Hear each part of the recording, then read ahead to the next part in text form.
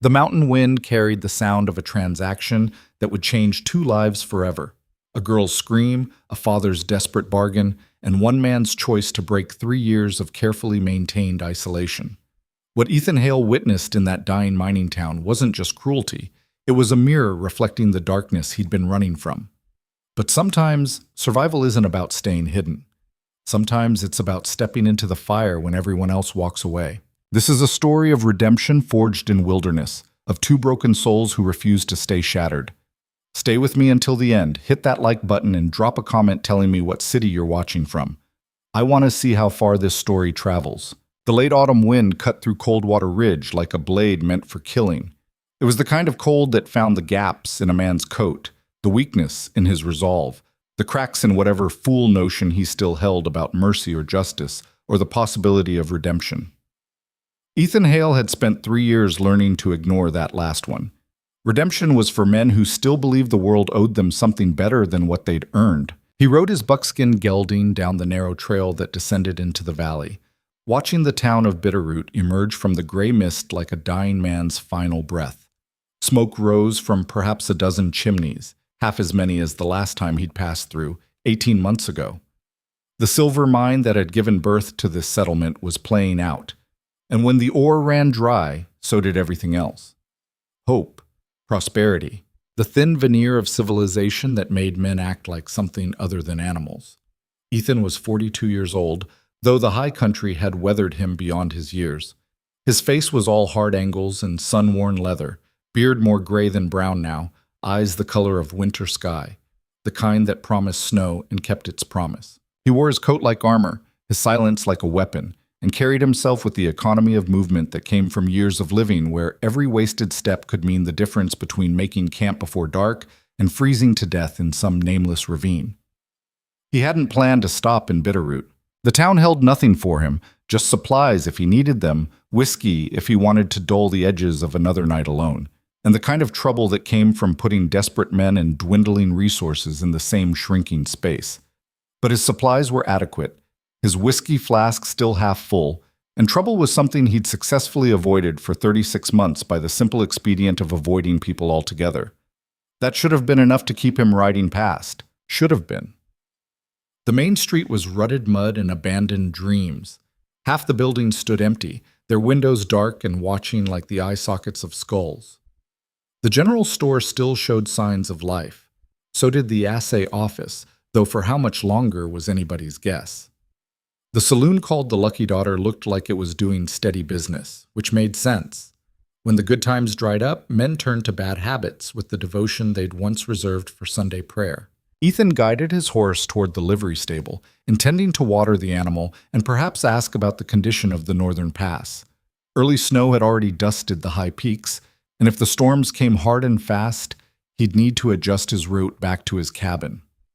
The livery looked half abandoned itself, but the doors stood open and he could hear movement inside. That's when he heard the shouting. It came from somewhere past the livery, behind the row of failing businesses that fronted the street. Not the kind of shouting that came from drunken celebration or even from a fight, though there was violence in it, sure enough. This was different. This was the sound of something breaking, something being torn apart in broad daylight where anyone could see and no one would stop it. Ethan's hands tightened on the reins.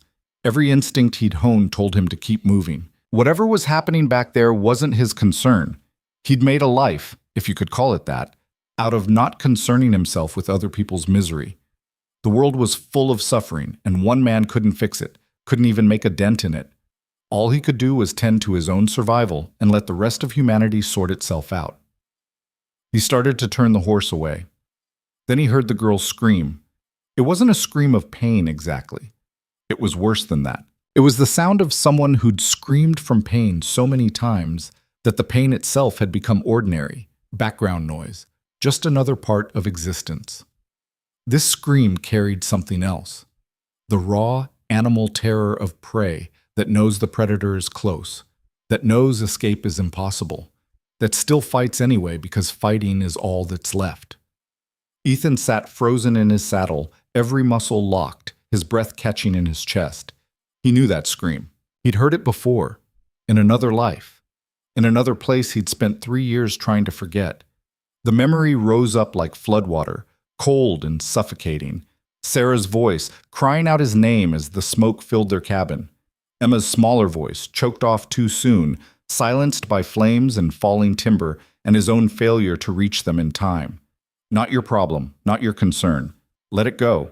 But his hands were already moving, already guiding the horse around the side of the livery, already carrying him toward the source of that scream, even as his mind screamed at him to run the other way. Behind the main street buildings, there was a kind of yard, bare earth and weeds, scattered trash, the accumulated debris of a town in its death throes. Maybe 20 people had gathered there, forming a loose circle around a wagon. Most were men, but Ethan spotted a few women too, their faces hard and closed, their eyes reflecting the same calculation. This is ugly, but it's none of my business. In the center of the circle, beside the wagon, stood a man Ethan had never seen before. He was perhaps 50, skeletal thin, wearing clothes that had once been respectable but now hung on him like rags on a scarecrow. His face was gray pale, sheened with the sweat of sickness or desperation or both. One hand gripped the wagon's side for support. The other held the arm of a girl who couldn't have been more than 14 years old. She was fighting him. Not effectively, the man outweighed her and had the leverage, but she fought anyway, twisting and pulling, her feet scrabbling in the dirt, her free hand clawing at his wrist. Her dress was torn at the shoulder. Her dark hair had come loose from whatever pins had held it, falling wild around a face that was all sharp angles and huge eyes and the kind of terror that burned itself into a man's memory and never quite burned out. "I said no!" she screamed, her voice breaking. I won't go with—" The man yanked her forward hard enough to nearly pull her off her feet. "You'll do as you're damn well told." His voice was a harsh rasp, edged with fury and something else, fear maybe, or shame, trying to masquerade as anger. "I didn't raise you to— You didn't raise me at all." The girl's voice cracked like a whip. "You drank yourself half to death and blamed me for mother leaving, and now you think you can—" He hit her, not with his fist, with the back of his hand, a vicious crack that snapped her head sideways and brought blood to her lip. The watching crowd flinched, but didn't move, didn't interfere. In a town like this, a man's business with his own family was his own business, no matter how ugly it got. The girl staggered but didn't fall. When she looked back at her father, there were tears on her face, but her eyes held nothing but pure hatred. $200, the man called out to the crowd, his voice taking on the cadence of an auctioneer who hated what he was selling. "She's young, healthy, can read and write some, do washing, cooking, mending, whatever needs doing. $200 and she's yours. No questions, no law involved. Clean transaction." The words hit Ethan like a physical blow. He'd heard of such things, of course. Out here, beyond the reach of proper civilization, desperate men made desperate bargains. Orphans sold as labor. Children traded like livestock. It happened in the mining camps, in the railroad towns, anywhere the law was thin and poverty thick. But hearing about it and watching it happen were two different countries entirely. $150, a voice called from the crowd, a thick-necked man in a stained leather apron, probably the blacksmith. "And that's generous, given her age. Won't get much work out of her for another year or two." The girl's father wavered, his face twisting. For a moment, Ethan thought he might pull back, might find whatever shred of decency or paternal feeling still existed somewhere in his whiskey-soaked soul. But then his legs buckled slightly, and Ethan saw the tremor in his hands, the yellowish tint to his eyes. Sick. Dying, probably. And broke.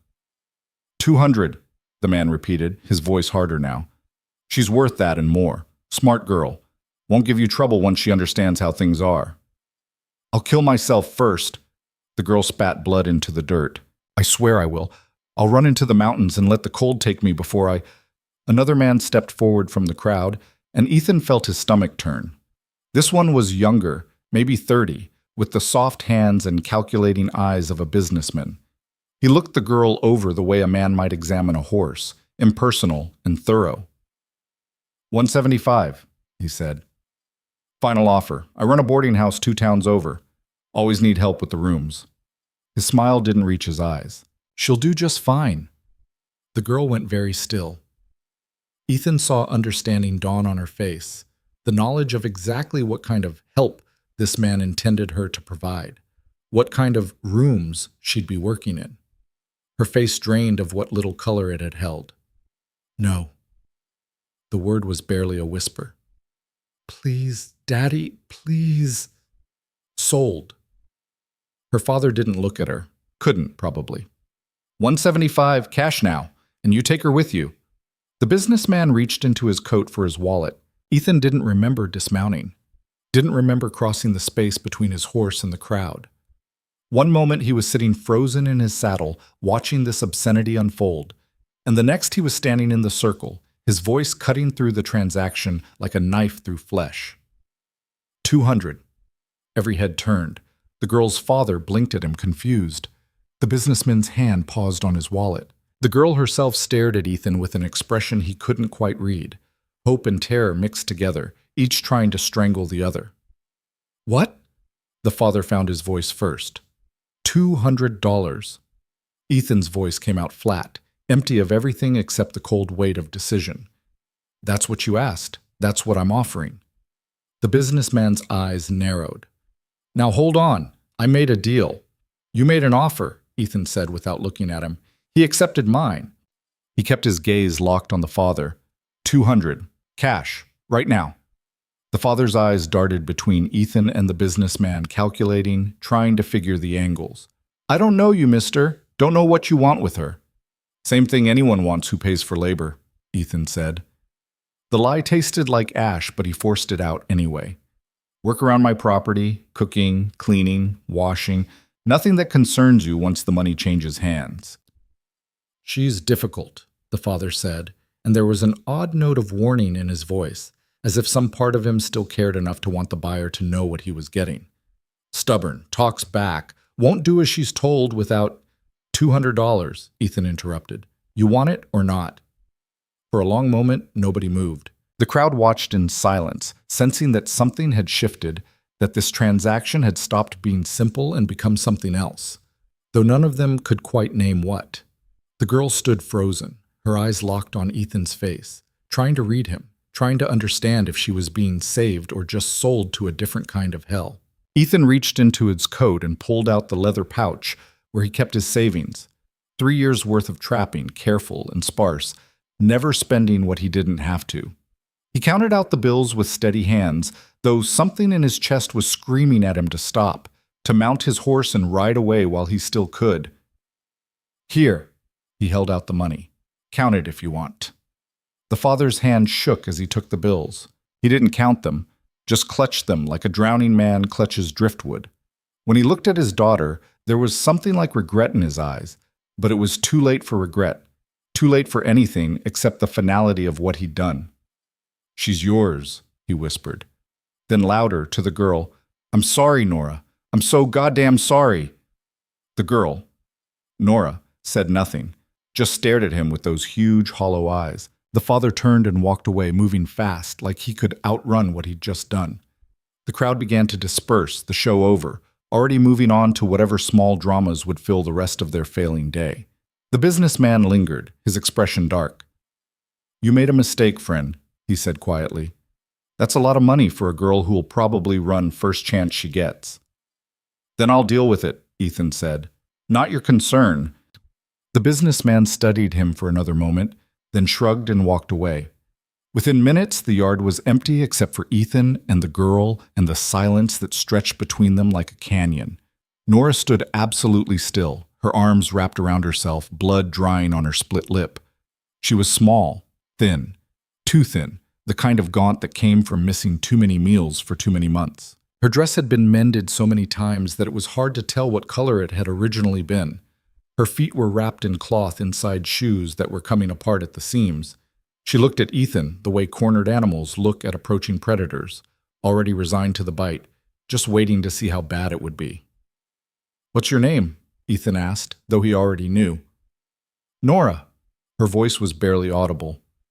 Nora Vance. How old are you? 14. Almost 15. Ethan nodded slowly. She was older than Emma would have been. Emma had been 8 when the fire took her, but there was something in Nora's face, some quality of stubborn defiance even in the midst of terror, that reminded him achingly of his daughter. "You got anything?" he asked.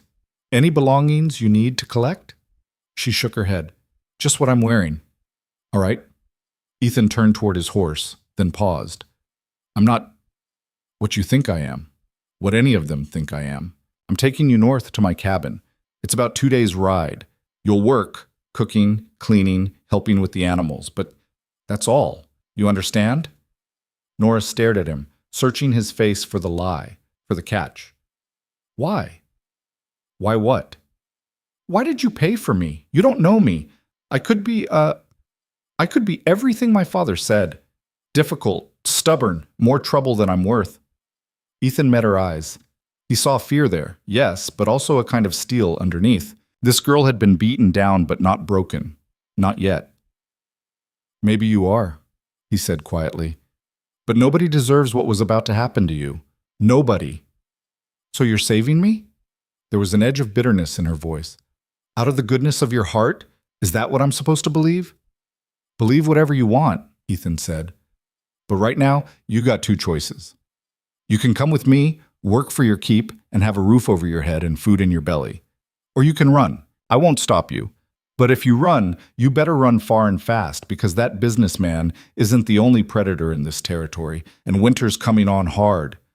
Nora's jaw tightened. She looked around the empty yard at the dying town beyond, at the mountains rising in the distance like the walls of a prison. Then she looked back at Ethan. "If I come with you," she said slowly, "and if you try to hurt me, I'll kill you. I mean it. I'll wait until you're sleeping and I'll put a knife in your throat." Despite everything, Ethan almost smiled. Almost. "Fair enough? I'd expect nothing less." They stood there for another moment, 2 damaged people taking each other's measure, trying to calculate the odds of survival in a world that offered no guarantees. Finally, Nora took a step toward the horse. Then another. Her movements were stiff, wary, ready to bolt at the first wrong move. But she came. Ethan gave her his hand to help her mount, and after a long hesitation, she took it. Her fingers were cold, thin as bird bones. He swung up behind her, careful to leave space between them, making sure she understood this wasn't about control or possession, but simple necessity. 1 horse, 2 riders, a long journey ahead. "Hold on to the saddle horn," he said. "Trail gets rough in places." She didn't answer, just gripped the worn leather with both hands. Ethan turned the buckskin north, toward the high country, toward his cabin, and the life of isolation he'd built so carefully. As they rode out of Bitterroot, he felt the weight of what he'd done settling onto his shoulders like a millstone. He'd broken his own rules. He'd involved himself in someone else's suffering. He'd taken responsibility for another human life when he'd sworn never to do that again. 3 years of careful distance, shattered in a moment of weakness. Or maybe it wasn't weakness. Maybe it was the first thing he'd done in 3 years that wasn't weak. He didn't know. Couldn't tell anymore. The line between strength and stupidity had gotten blurry somewhere along the way. They rode in silence as Bitterroot disappeared behind them and the wilderness opened up ahead. The trail climbed steadily into the foothills, following a creek that ran clear and cold over stones worn smooth by centuries of water. Aspen trees lined the banks, their leaves gone gold and orange starting to fall. Soon the snows would come and bury everything under white silence for months. After an hour, Nora spoke for the first time. "What do I call you?" "Ethan. Ethan Hale." Another silence. Then, "How far is it? Your cabin?" 2 days if the weather holds. Maybe 3 if we get rain." "And when we get there, what happens then?" Ethan considered his answer carefully. "Then we figure out how to survive the winter. Together, I guess."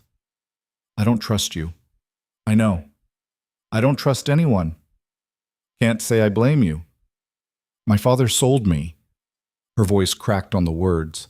"He looked at me, and he sold me like I was a horse or a piece of furniture." "I know," Ethan said quietly. "I was there." He was dying. Some kind of sickness in his liver, the doctor said. Maybe 6 months, maybe less. He drank himself into it, and when the mine closed and the money ran out, she trailed off, then continued in a harder voice. "He told me we'd go to Denver, start over. Told me he'd find work, that things would be different. I should have known better. Should have run when I had the chance." "Maybe," Ethan said. Or maybe you'd be dead by now, frozen in some ravine or worse. Second-guessing yourself is a luxury. Out here, you do what you have to do to survive, and you don't look back. Is that what you do? Just survive and don't look back? The question hit closer than she could have known. Ethan was quiet for a long moment before answering. That's what I've been trying to do. Trying? Turns out it's harder than it sounds. They rode on as the sun began its descent toward the western peaks. The temperature dropped with the dying light, and Ethan felt Nora shiver in front of him. He pulled a blanket from his saddlebag and draped it around her shoulders without comment. She stiffened at the gesture, but didn't refuse it. As twilight gathered, they reached a clearing beside the creek where Ethan had camped before. He dismounted and helped Nora down, noting the way she immediately put distance between them, positioning herself so she could watch his movements while keeping the open trail at her back. Smart girl, cautious. That would help her survive. We'll camp here tonight, Ethan said. I'll get a fire going. There's dried meat in my pack, and I can make some coffee if you want it. Nora nodded but didn't speak. She watched as he unsaddled the horse, as he gathered deadwood and built a fire with practiced efficiency, as he set up a small camp that spoke of years spent alone in wild places. When he offered her jerky and hardtack, she took it but ate slowly, watching him over every bite. The fire crackled and sent sparks spiraling up into the darkening sky. Overhead, stars began to emerge, bright and cold and indifferent. Ethan poured coffee into 2 tin cups and handed one to Nora. She wrapped her hands around it, letting the warmth seep into her fingers. You said your cabin is 2 days north, she said finally. What's it like? Small, 1 room. There's a lean-to for the horse and a smokehouse for meat. Creek about 50 yards down the slope. Good hunting in the valley. Deer, elk, rabbit. Fishing in the summer. He paused. It's isolated. Nearest neighbor is probably 20 miles. Nearest town is Bitterroot, which you've seen. So if I scream, nobody will hear me. Ethan met her eyes across the fire. That's right. Nobody will hear you, which means you'll have to trust that I meant what I said back in town. I'm not going to hurt you, Nora. You're safe with me. I don't believe you. You don't have to. Time will prove it one way or another. She studied him for a long moment, her young face ancient with suspicion and old pain. Why do you live alone? Out here, away from everything? Same reason anyone chooses isolation, Ethan said. I had my fill of people. What happened? Nothing that concerns you. You paid $200 for me. Seems like that makes your business my business. Despite himself, Ethan felt the corner of his mouth twitch. You're bold for someone in your position. My position is I've got nothing left to lose, Nora shot back. Can't fall any farther than I've already fallen. So yeah, I'm bold. What are you going to do? Sell me? Been there? Beat me? Had that too. Throw me out? I'll take my chances with the mountains. Ethan was quiet for a moment. Then, I had a family once, a wife and a daughter. There was a fire. I was out checking my trap lines. By the time I got back, he stopped, the words choking off like they always did when he got to this part. They didn't make it out. Nora's expression softened just slightly. How long ago? 3 years. 3 years, 2 months, and 16 days. You count the days? At first I did. Now I just... No. They sat in silence, the fire popping and crackling between them. Somewhere in the darkness, an owl called, and something small and doomed answered with a scream that cut off too quickly. What was your daughter's name? Nora asked quietly. Emma. How old was she? 8. Another silence. Then Nora said, very softly, I'm sorry. Ethan nodded, not trusting himself to speak. Is that why you bought me? Nora asked. Because I reminded you of her? No, Ethan said honestly. You don't look like her. Don't sound like her. I bought you because what was happening to you was wrong, and I was the only person in that yard who seemed to give a damn. And now what? You think you can save me? Make up for not saving them? The words hit like a fist to the gut, and Ethan flinched. Maybe, he admitted. I don't know. I wasn't thinking clearly. I couldn't watch it happen. Couldn't walk away. Nora pulled the blanket tighter around her shoulders. I'm not your daughter, she said. I'm not going to fill that hole in your life. I know. And I'm not going to be grateful and sweet and make you feel like a hero. I don't want you to be. Then what do you want? Ethan considered the question. What did he want? He'd stopped wanting anything beyond basic survival 3 years ago. Stopped planning for any future beyond the next season. And now he'd complicated everything by dragging this damaged, angry girl into his carefully constructed isolation. I want to make it through the winter, he said finally. Keep us both alive until spring. Beyond that, he shrugged, I guess we'll figure it out as we go. Nora studied him, her dark eyes reflecting the firelight. You're not what I expected. What did you expect? Someone cruel, someone who'd hurt me and justify it by saying he paid for the right. That's not me. So you say, but I've learned that men say a lot of things, and most of it's lies. Fair enough, Ethan said. Like I said, time will prove it. They finished their coffee in silence. Ethan showed Nora how to roll out a bedroll on the far side of the fire, giving her the warmest spot near the flames. He positioned his own bedroll on the opposite side, making sure there was clear space between them. He saw her register this, saw the slight relaxation in her shoulders that came from understanding he was giving her room to breathe. Get some sleep, he said. We've got a long ride tomorrow. Nora lay down but didn't close her eyes. Even after Ethan settled into his own blankets, he could feel her watching him, alert and wary, ready to bolt at the first sign of threat. It would take time, weeks, maybe months, before that vigilance faded. Maybe it never would. Maybe he'd broken too late, and the damage was already too deep. But at least she was alive. At least she was here, and not in that businessman's boarding house, having the last shreds of her soul stripped away. It wasn't much, but it was something. Ethan lay awake long after the fire burned down to coals, staring up at the stars and wondering what the hell he'd gotten himself into. 3 years of isolation, of careful disconnection from anything that could hurt him, shattered by one impulsive decision. He should regret it. Should be furious with himself for being weak, for letting emotion override sense. But he didn't regret it, and that scared him more than anything. Across the dying fire, Nora finally let her eyes close. Her breathing evened out, though Ethan suspected she wasn't really sleeping, just resting while remaining alert, the way prey animals rest, ready to run at the first crack of a twig. The night deepened, the cold intensified. Somewhere in the darkness, a wolf howled, and others answered, their voices rising and falling like grief itself given sound. Ethan pulled his blanket tighter and tried not to think about what tomorrow would bring, or the day after, or all the long winter months ahead, when he and this fierce, damaged girl would be trapped together in a one-room cabin with nothing but each other and their ghosts for company. He tried not to think about it, but of course he failed.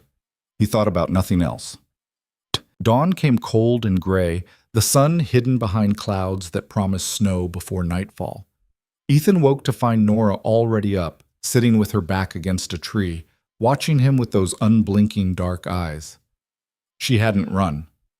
He'd half expected to wake alone, to find her gone into the wilderness despite the dangers.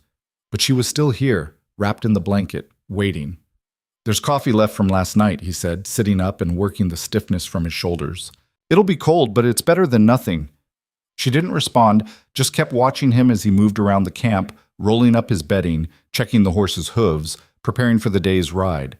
Her silence was heavy, weighted with questions she wouldn't ask and fears she wouldn't voice. Ethan let it be. Silence was something he understood better than conversation anyway. They ate a quick breakfast of jerky and the last of the hardtack, then mounted up. The trail climbed higher into the mountains, following the creek through stands of pine and aspen. The air grew thinner, colder, sharp enough to burn the lungs. Ethan felt Nora shivering again despite the blanket. We'll stop at midday, he said. There's a hunter's shelter about 6 miles up. We can build a fire, warm up before we push on. I'm fine, she said, but her voice trembled with the lie. You're cold, Ethan corrected. No shame in admitting it. Cold will kill you just as dead as anything else out here. Maybe deader, because it's patient. It'll wait until you're weak, then it'll take you piece by piece. You sound like you're speaking from experience. I am. First winter I spent alone, I nearly froze to death 3 times. Thought I knew what I was doing, thought I was prepared. Wasn't prepared for how the cold gets into your bones, into your head, makes you stupid, makes you make mistakes. He paused. Last time, I was checking a trapline in a snowstorm. Got turned around, couldn't find my way back to the cabin. Spent 2 days in a snow cave I dug with my hands. Lost 2 toes on my left foot to frostbite. Nora was quiet for a moment. How did you survive? Stubbornness, mostly, and the fact that dying alone in the snow seemed like a waste of all the suffering I'd already endured. He felt her shift in the saddle, considering this.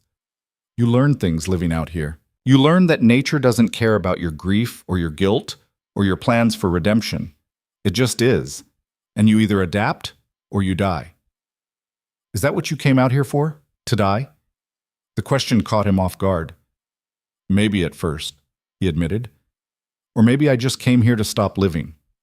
Turns out there's a difference. The trail grew steeper, and the horse labored up the incline, breath streaming white in the frigid air. Around them, the forest pressed close, dark and watchful. Ethan kept his rifle across his lap, eyes scanning the tree line. Black bears were mostly denned up by now, but mountain lions hunted year-round, and a hungry cat wouldn't hesitate to take down a horse if the opportunity presented itself. They reached the hunter's shelter just as the first snowflakes began to fall. It was barely more than a lean-to built against a rock face, but it had a fire pit and a roof that kept out most of the weather. Ethan helped Nora down from the horse, noting how stiff she'd become from the cold and the long ride. Gather some kindling, he said, gesturing to the deadfall scattered around the clearing. Small stuff, dry twigs, pine needles, anything that'll catch easy. I'll get the larger wood. She looked at him suspiciously. Why should I help you? You're the one who dragged me out here. Because if this fire doesn't catch, we both freeze. And because if you're going to survive the winter in my cabin, you need to learn how things work. Out here, everyone pulls their weight. No exceptions. For a moment, he thought she might refuse out of pure spite. But then she nodded curtly and began collecting kindling, her movements quick and efficient. She'd done this before, he realized. Her father might have been a drunk and a bastard, but he'd at least taught her some basics of survival. Within 20 minutes, they had a good fire burning. Ethan melted snow in a tin pot for coffee and set out more jerky. It wasn't much of a meal, but it was warm and it filled the belly. Nora sat close to the flames, holding her hands out to the heat, and for the first time since he'd bought her, some of the tension left her shoulders. How much farther? She asked. Another day's ride, maybe a bit more. We'll camp tonight at Dead Horse Creek. There's a cave there, good shelter. Then tomorrow, if the snow holds off, we'll make it to the cabin by evening. And then? And then we settle in for winter. I've got supplies laid by, flour, salt, beans, coffee, smoked meat in the shed, firewood stacked. It won't be comfortable, but we'll manage. What about after winter? Ethan looked at her. What about it? What happens to me when the snow melts? Do you keep me? Sell me to someone else? Turn me loose to fend for myself? I don't know, he said honestly. Haven't thought that far ahead. Maybe you should start thinking. Maybe I should, he agreed. But right now, I'm focused on getting us through the next 24 hours. Everything else is just noise. Nora pulled her knees up to her chest, wrapping her arms around them. My mother used to say that. Handle today, let tomorrow handle itself. She said it all the time, especially after my father started drinking heavy. What happened to her? Left when I was 10. Packed a bag one morning while he was sleeping off a drunk, told me she couldn't take it anymore. Said she'd send for me once she got settled somewhere. Nora's voice went flat. Never heard from her again. 4 years of waiting and nothing. Not a letter, not a word. She just vanished. That's rough. Rough, Nora repeated and laughed bitterly. Yeah, that's one word for it. Another word is abandoned, thrown away, forgotten. Ethan poured her more coffee, though it meant using up the last of his grounds. She took it without thanks, staring into the flames like they held answers she couldn't quite make out. You ever think about going after her? He asked. Trying to find her? Every day for the first 2 years. Then I realized that if she wanted to be found, she would have left some trace. Some way for me to follow. The fact that she didn't... Nora shrugged. She made her choice. I was just the thing she left behind.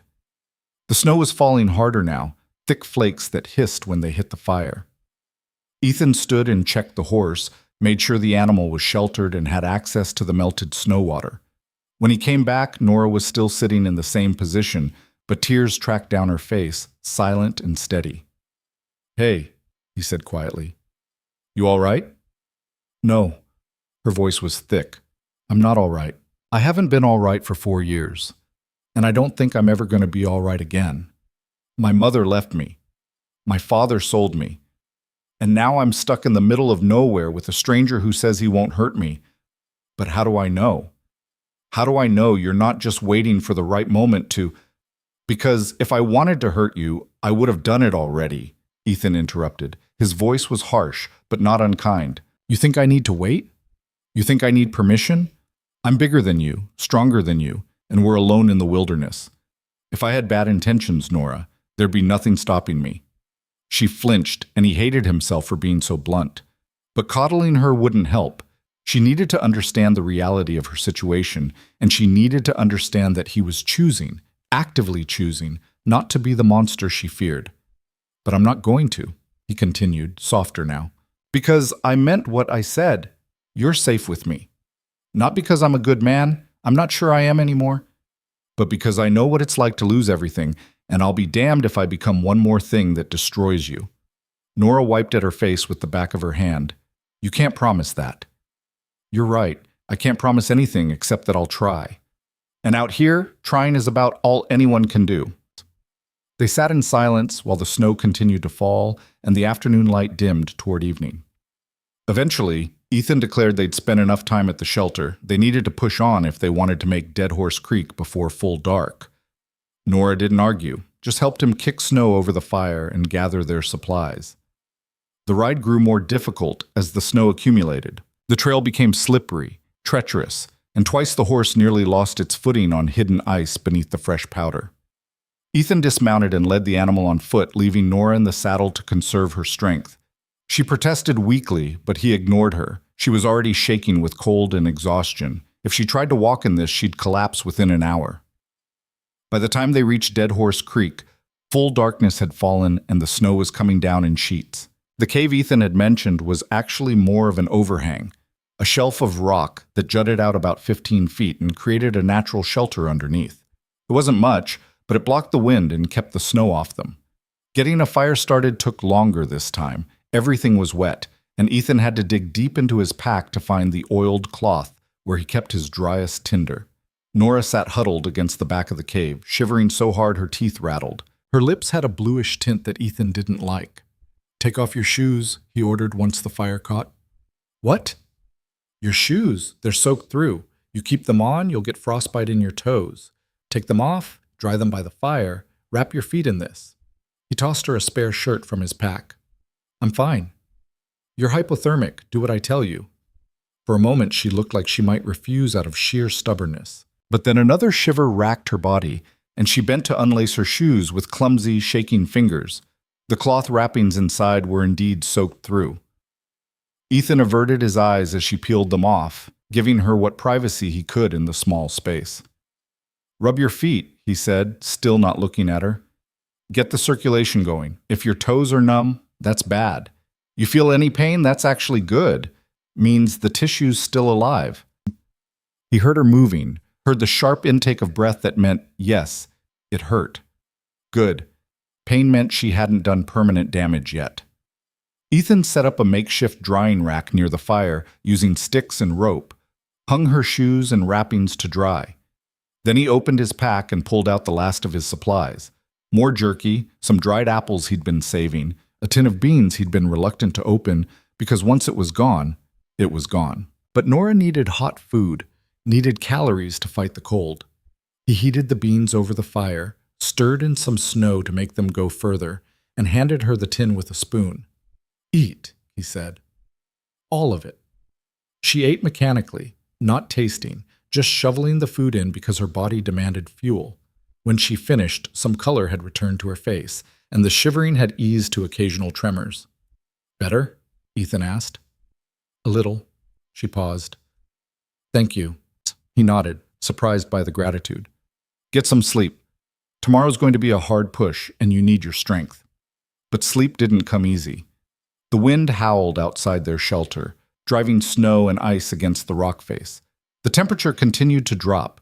Even with the fire, the cold was a living thing, pressing in from all sides, looking for any weakness to exploit. Around midnight, Ethan woke to the sound of Nora's teeth chattering again. He looked over and saw her curled into a tight ball, shaking violently despite the blanket wrapped around her. Her lips were blue again, and her skin had taken on a grayish pallor that set off alarm bells in his head. "Nora." He moved closer. "Nora, look at me." Her eyes opened, but they were unfocused, glassy. She was slipping into serious hypothermia, the kind that shut down organs and stopped hearts. If he didn't act fast, she'd be dead by morning.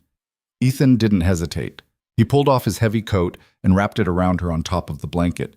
Then he added his own bedroll to hers, creating layers of insulation.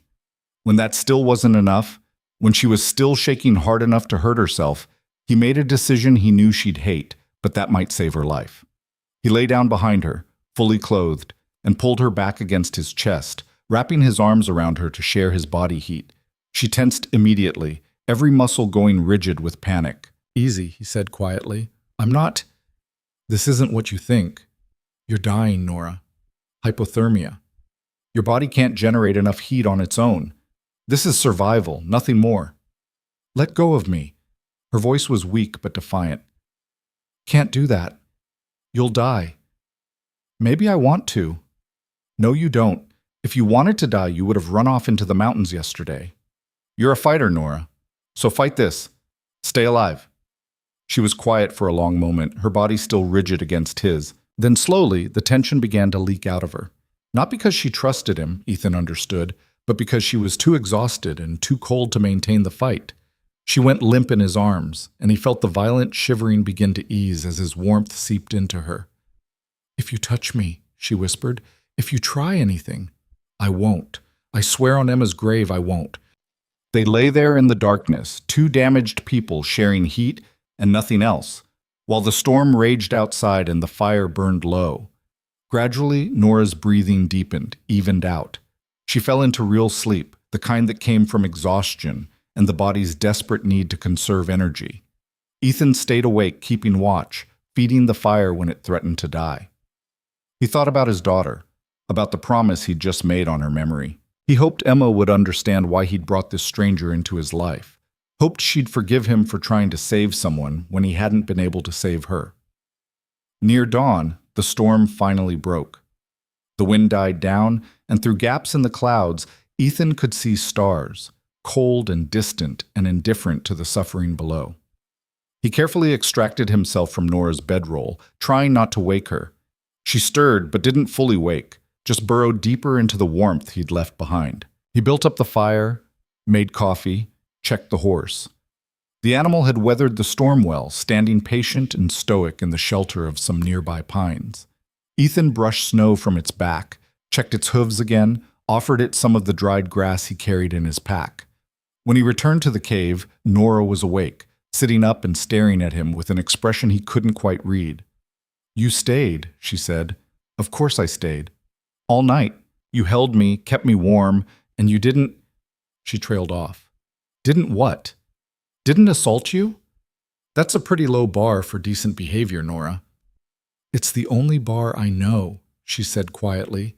"Every man I've ever known, they always wanted something, always took something, but you didn't." Ethan poured her coffee, handed it over. "Told you, you're safe with me." "I'm starting to believe that," she admitted, "which scares me almost as much as not believing it." "Why?" "Because if I believe it, if I let myself trust you, and then you turn out to be like all the others—" She shook her head.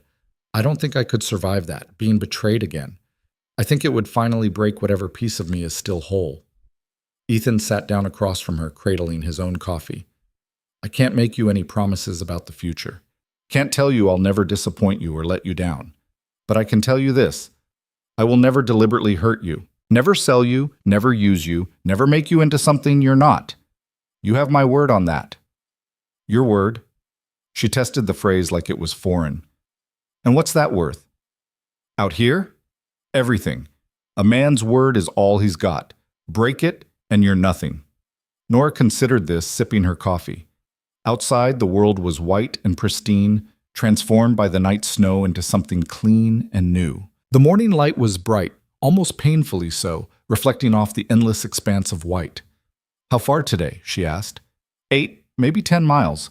Trail's going to be rough with all this snow, but the cabin's got a good roof and a proper stove. We make it there tonight, we'll be set for the winter. And then what? We just live together? Pretend we're something we're not? We don't pretend anything, Ethan said. We're two people trying to survive, that's all. No pretense necessary. They broke camp as soon as Nora's shoes were dry enough to wear. The ride was brutal. The horse struggled through drifts that came up to its chest in places, and twice they had to dismount and lead the animal through particularly treacherous sections. Nora didn't complain, though Ethan could see the exhaustion in every line of her body.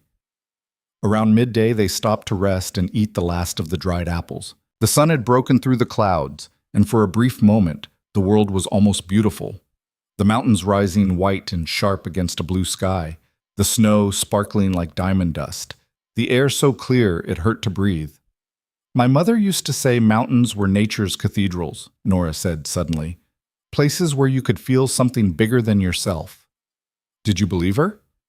I don't know, maybe once, before everything turned bad. She looked at Ethan. Do you believe in anything? After what happened to your family? Ethan thought about it.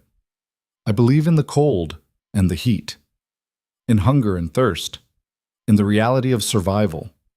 Everything else is just stories we tell ourselves to make the suffering bearable. That's a bleak way to see the world. It's an honest way. They rode on, and as the afternoon wore into evening, the landscape began to change.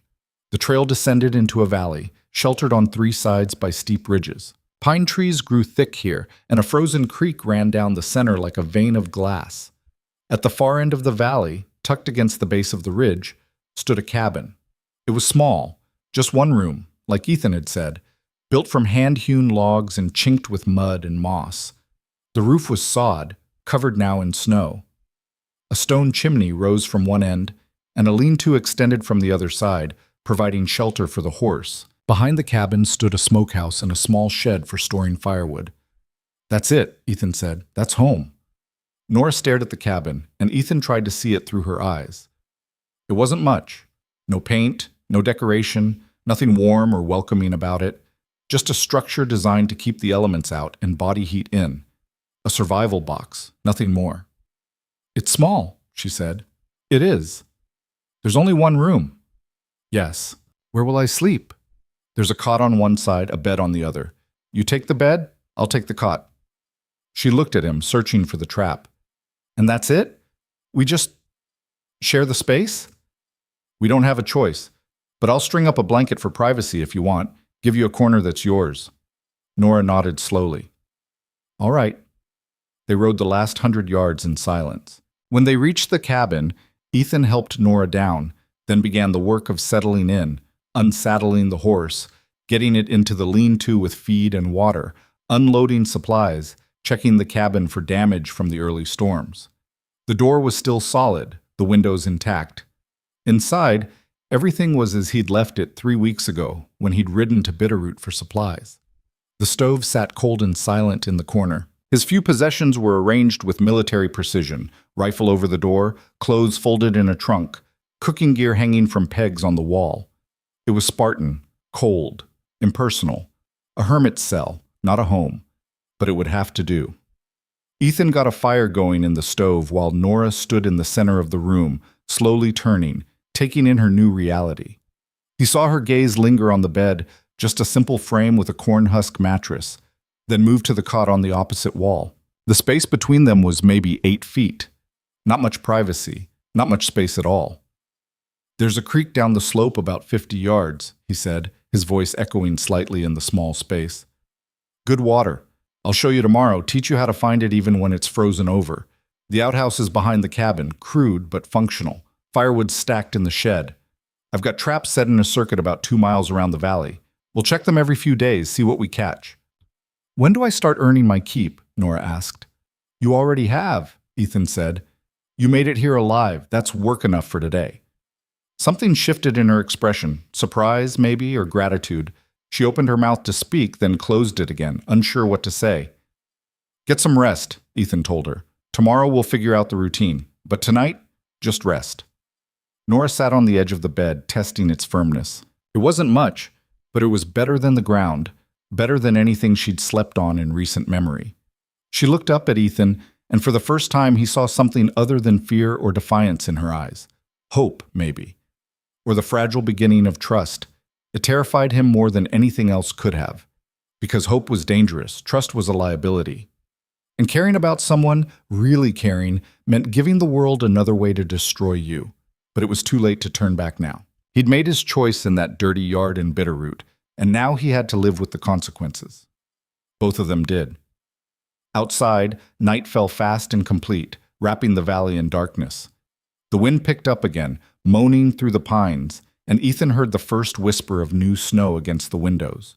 Winter was here, locking them in, sealing them together in this small space for months to come. What happened next was anybody's guess. The first weeks passed in a rhythm dictated by survival rather than comfort. Ethan woke before dawn each morning, rebuilt the fire that had burned low during the night, and went outside to check the weather and the surrounding area for tracks. Nora learned to wake with him, though she said nothing those first mornings, just watched from the bed as he moved through his routine with practiced efficiency. On the fourth day, she broke the silence. "Teach me," she said as he pulled on his coat. Ethan paused, one arm in a sleeve.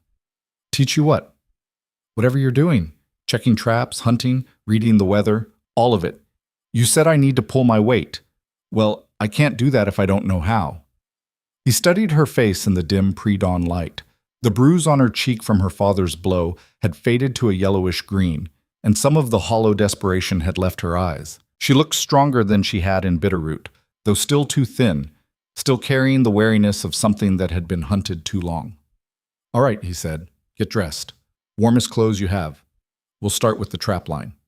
She was ready in minutes, wearing the spare shirt and pants he'd given her, both too large, cinched at the waist with rope, and the coat he'd fashioned from an old blanket and deer hide. She looked like a child playing dress-up in adult clothes, but there was nothing childish in the set of her jaw or the determination in her eyes. They walked the trap line in silence, Ethan showing her how to read the subtle disturbances in the snow that indicated an animal's passage, how to approach a trap carefully to avoid spooking whatever might be caught, how to dispatch a snared rabbit quickly and humanely. The first time she watched him kill, she turned away, but she didn't cry and she didn't protest. By the third trap, she was watching closely, memorizing the technique. "Why do you do it like that?" she asked as he reset a snare. "The angle of the wire." "Because rabbits run in patterns. They don't think about it, just follow the same paths their ancestors followed. You set the snare in the path at the height of their head when they're moving fast, and they run right into it. And then they strangle." "It's fast," Ethan said. "Faster than a lot of deaths in nature, cleaner than being torn apart by a fox or an eagle." Nora considered this. "Is that how you justify it? By telling yourself it's merciful?" "I don't justify it. It's survival. The rabbit dies, so we eat. That's the way of things." "The way of things," she repeated softly. "My father used to say that. That's just the way of things, Nora. Like it explained everything. Like it made the cruelty acceptable." Ethan looked at her. "Your father was talking about choices. I'm talking about necessity. There's a difference." "Is there?" She met his gaze. "You chose to buy me. That wasn't necessity. That was a choice." "Maybe it was both," Ethan admitted. He stood, the reset trap ready for the next rabbit. "Come on. 5 more traps to check, then we head back." They found 2 more rabbits that morning, and Ethan showed Nora how to dress them, how to separate the meat from the pelt, how to stretch and dry the fur for later use. Her hands shook the first time she made the cuts, but she didn't hesitate, didn't turn away from the blood and the reality of what putting food on the table actually meant. "You're good at this," he said as she worked. "At killing things?" "At not flinching. Most people, first time they have to gut an animal, they can't handle it. But you're steady." "I've seen worse," Nora said quietly. "When my mother was still around before she left, we had chickens. I learned to butcher them when I was 9. Blood doesn't bother me anymore. Nothing much bothers me anymore." The bleakness in her voice made Ethan's chest tighten. 14 years old and already so hardened that blood and death registered as just another Tuesday. What kind of life did that to a person? The same kind that had turned him into what he was, he supposed. Grief and loss weren't unique to him. Everyone carried their own weight. Nora's just happened to be heavier than most people her age should bear. Over the following weeks, he taught her everything he knew: how to read animal tracks and tell fresh from old, how to move through the forest without snapping branches or disturbing the undergrowth, how to find water even when it was frozen, how to predict storms by watching the clouds and feeling the pressure in the air. He showed her how to use the rifle, though his ammunition was limited and every shot had to count. She had a good eye and steady hands, dropping a grouse on her third try. "Not bad," Ethan said as they retrieved the bird. "My father taught me to shoot," Nora said, "back when he still cared about teaching me anything. Before the drink took over completely. He wasn't always bad then." "No.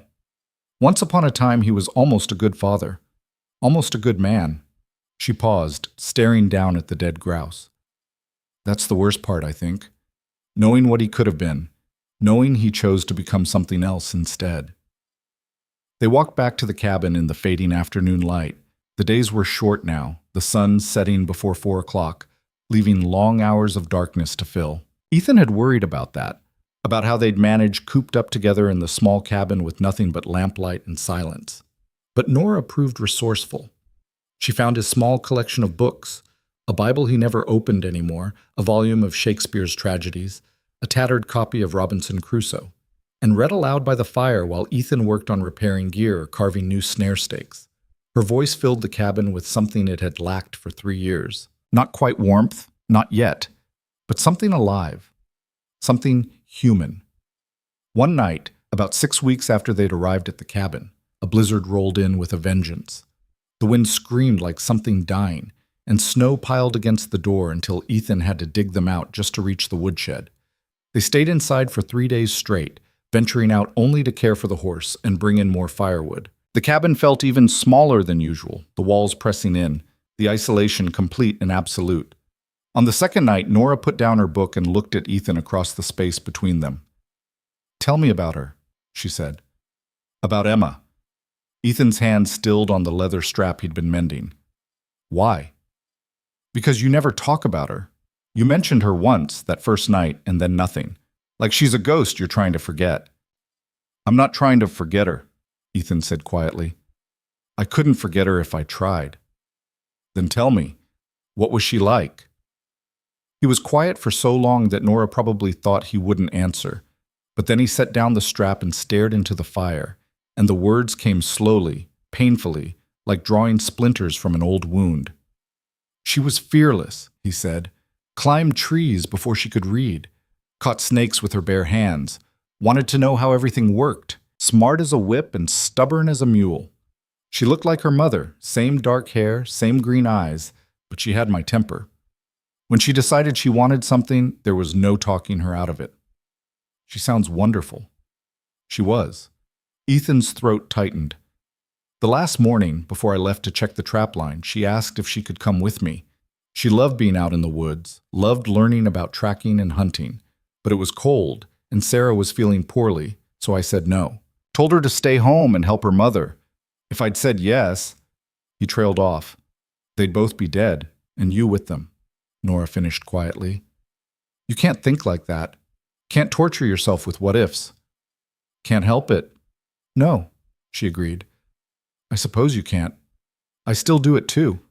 Wonder what would have happened if my mother had taken me with her.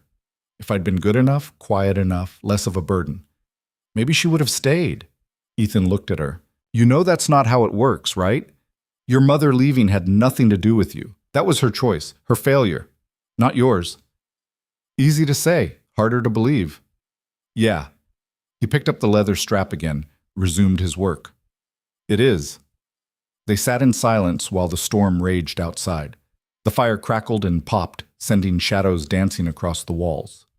After a while, Nora spoke again. "Do you ever think about leaving here? Going back to civilization?" "Every day." "But you don't?" "No. Because out there, I'd have to pretend to be normal. Have to talk to people, make conversation, act like I'm not hollow inside.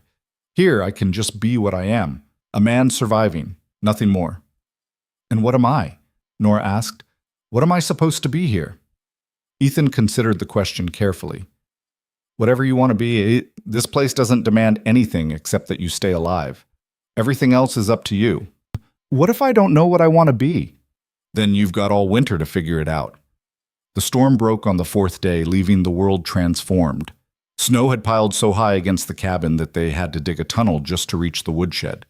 The valley was pristine, untouched, a blank page written in white. Ethan and Nora spent the morning digging out, clearing paths, checking on the horse and the supplies. The work was hard and cold, but Nora never complained, just kept shoveling until Ethan called a halt. That afternoon, he showed her how to make snowshoes from bent willow branches and rawhide strips. It took hours to get them right, but when they were done, they could walk on top of the snow instead of floundering through it. Nora laughed when she first tried them, an actual laugh, bright and surprised, and Ethan felt something crack in his chest at the sound. When had he last heard laughter in this valley? 3 years? Longer? I look ridiculous, she said, wobbling on the snowshoes like a newborn fawn. You look functional, Ethan corrected. Out here, functional beats pretty every time. I'll remember that.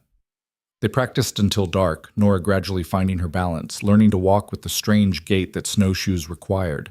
By the time they went inside, she was moving almost naturally, and her cheeks were flushed with cold and exertion rather than fear or shame. Progress, Ethan thought. Small, but real. Christmas came and went unmarked except for Ethan hunting down a wild turkey and Nora making something approximating bread from their dwindling flour stores. They ate in silence, both aware of the significance of the day, but neither willing to speak it aloud. Ethan remembered other Christmases, Emma's excitement, Sarah's warmth, the cabin they'd shared filled with light and life. The memories hurt too much to dwell on, so he pushed them aside and focused on the present, on the meal, on the girl across from him who was slowly becoming less of a stranger and more of something he didn't have a name for yet. January brought bitter cold that made the previous week seem mild in comparison. The temperature dropped so low that water froze inside the cabin if they let the fire burn too low. Ethan hung blankets over the windows for extra insulation and moved Nora's bed closer to the stove. She protested at first, worried about the propriety, but he pointed out that propriety didn't matter much when you were dead from hypothermia. Besides, he added, you think anyone out here cares about appearances? There's no one to see? No one to judge? Just us. Just us, she echoed, and something in her voice made it sound like both a comfort and a curse. The cold snap lasted 2 weeks, during which they barely left the cabin except to tend the horse and gather firewood. Supplies were running low, the flour nearly gone, the coffee down to dregs, the lamp oil rationed carefully. Ethan knew they'd make it through if they were careful, but the margins were getting thin. One morning he woke to find Nora already up, standing at the window and staring out at the frozen landscape. What is it? He asked. Tracks, she said. Big ones. Leading right up to the cabin. Ethan was out of bed instantly, rifle in hand. He looked where she was pointing and felt his blood run cold. The tracks were massive, each print the size of a dinner plate, pressed deep into the snow. They circled the cabin, came right up to the door, then veered off toward the lean-to where the horse was stabled. Mountain lion. A big one. Stay inside, Ethan ordered. He pulled on his coat and boots, checked his rifle, made sure he had his knife within easy reach. Bar the door behind me. Don't open it for anything except my voice. What are you going to do? Make sure the horse is all right. And make sure that cat knows this is my territory, not his. You can't fight a mountain lion alone. Won't be fighting if I'm smart. Just making noise, marking boundaries. They're usually smart enough to leave if they know they've been spotted. Usually? Bar the door, Nora. He stepped outside into air so cold it hurt to breathe. The tracks were fresh, made sometime in the night while they slept.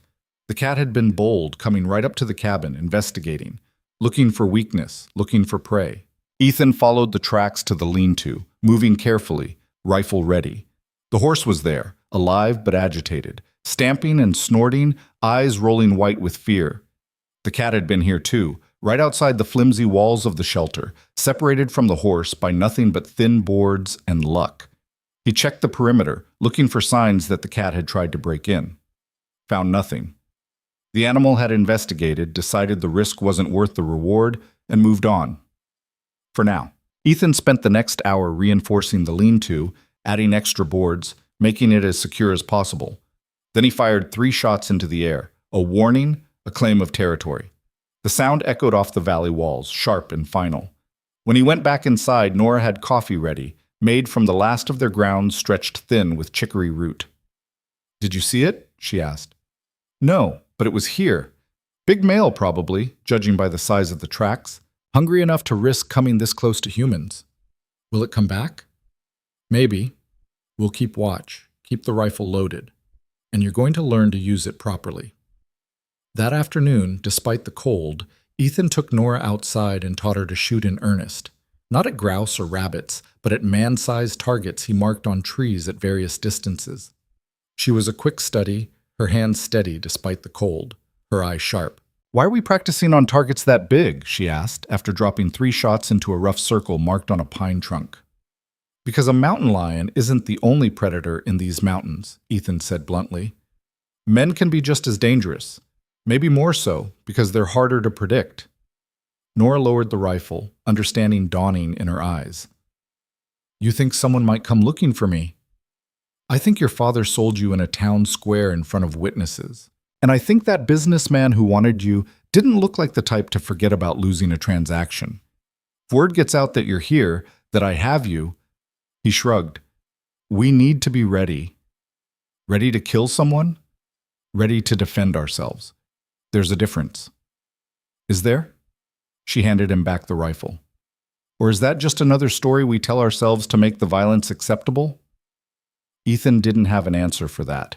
The mountain lion didn't return, though Ethan found tracks twice more over the next few weeks, always circling at a distance, always probing for weakness. He and Nora established a watch schedule, taking turns staying awake through the darkest hours, keeping the fire bright and the rifle close. It changed something between them, those shared watches.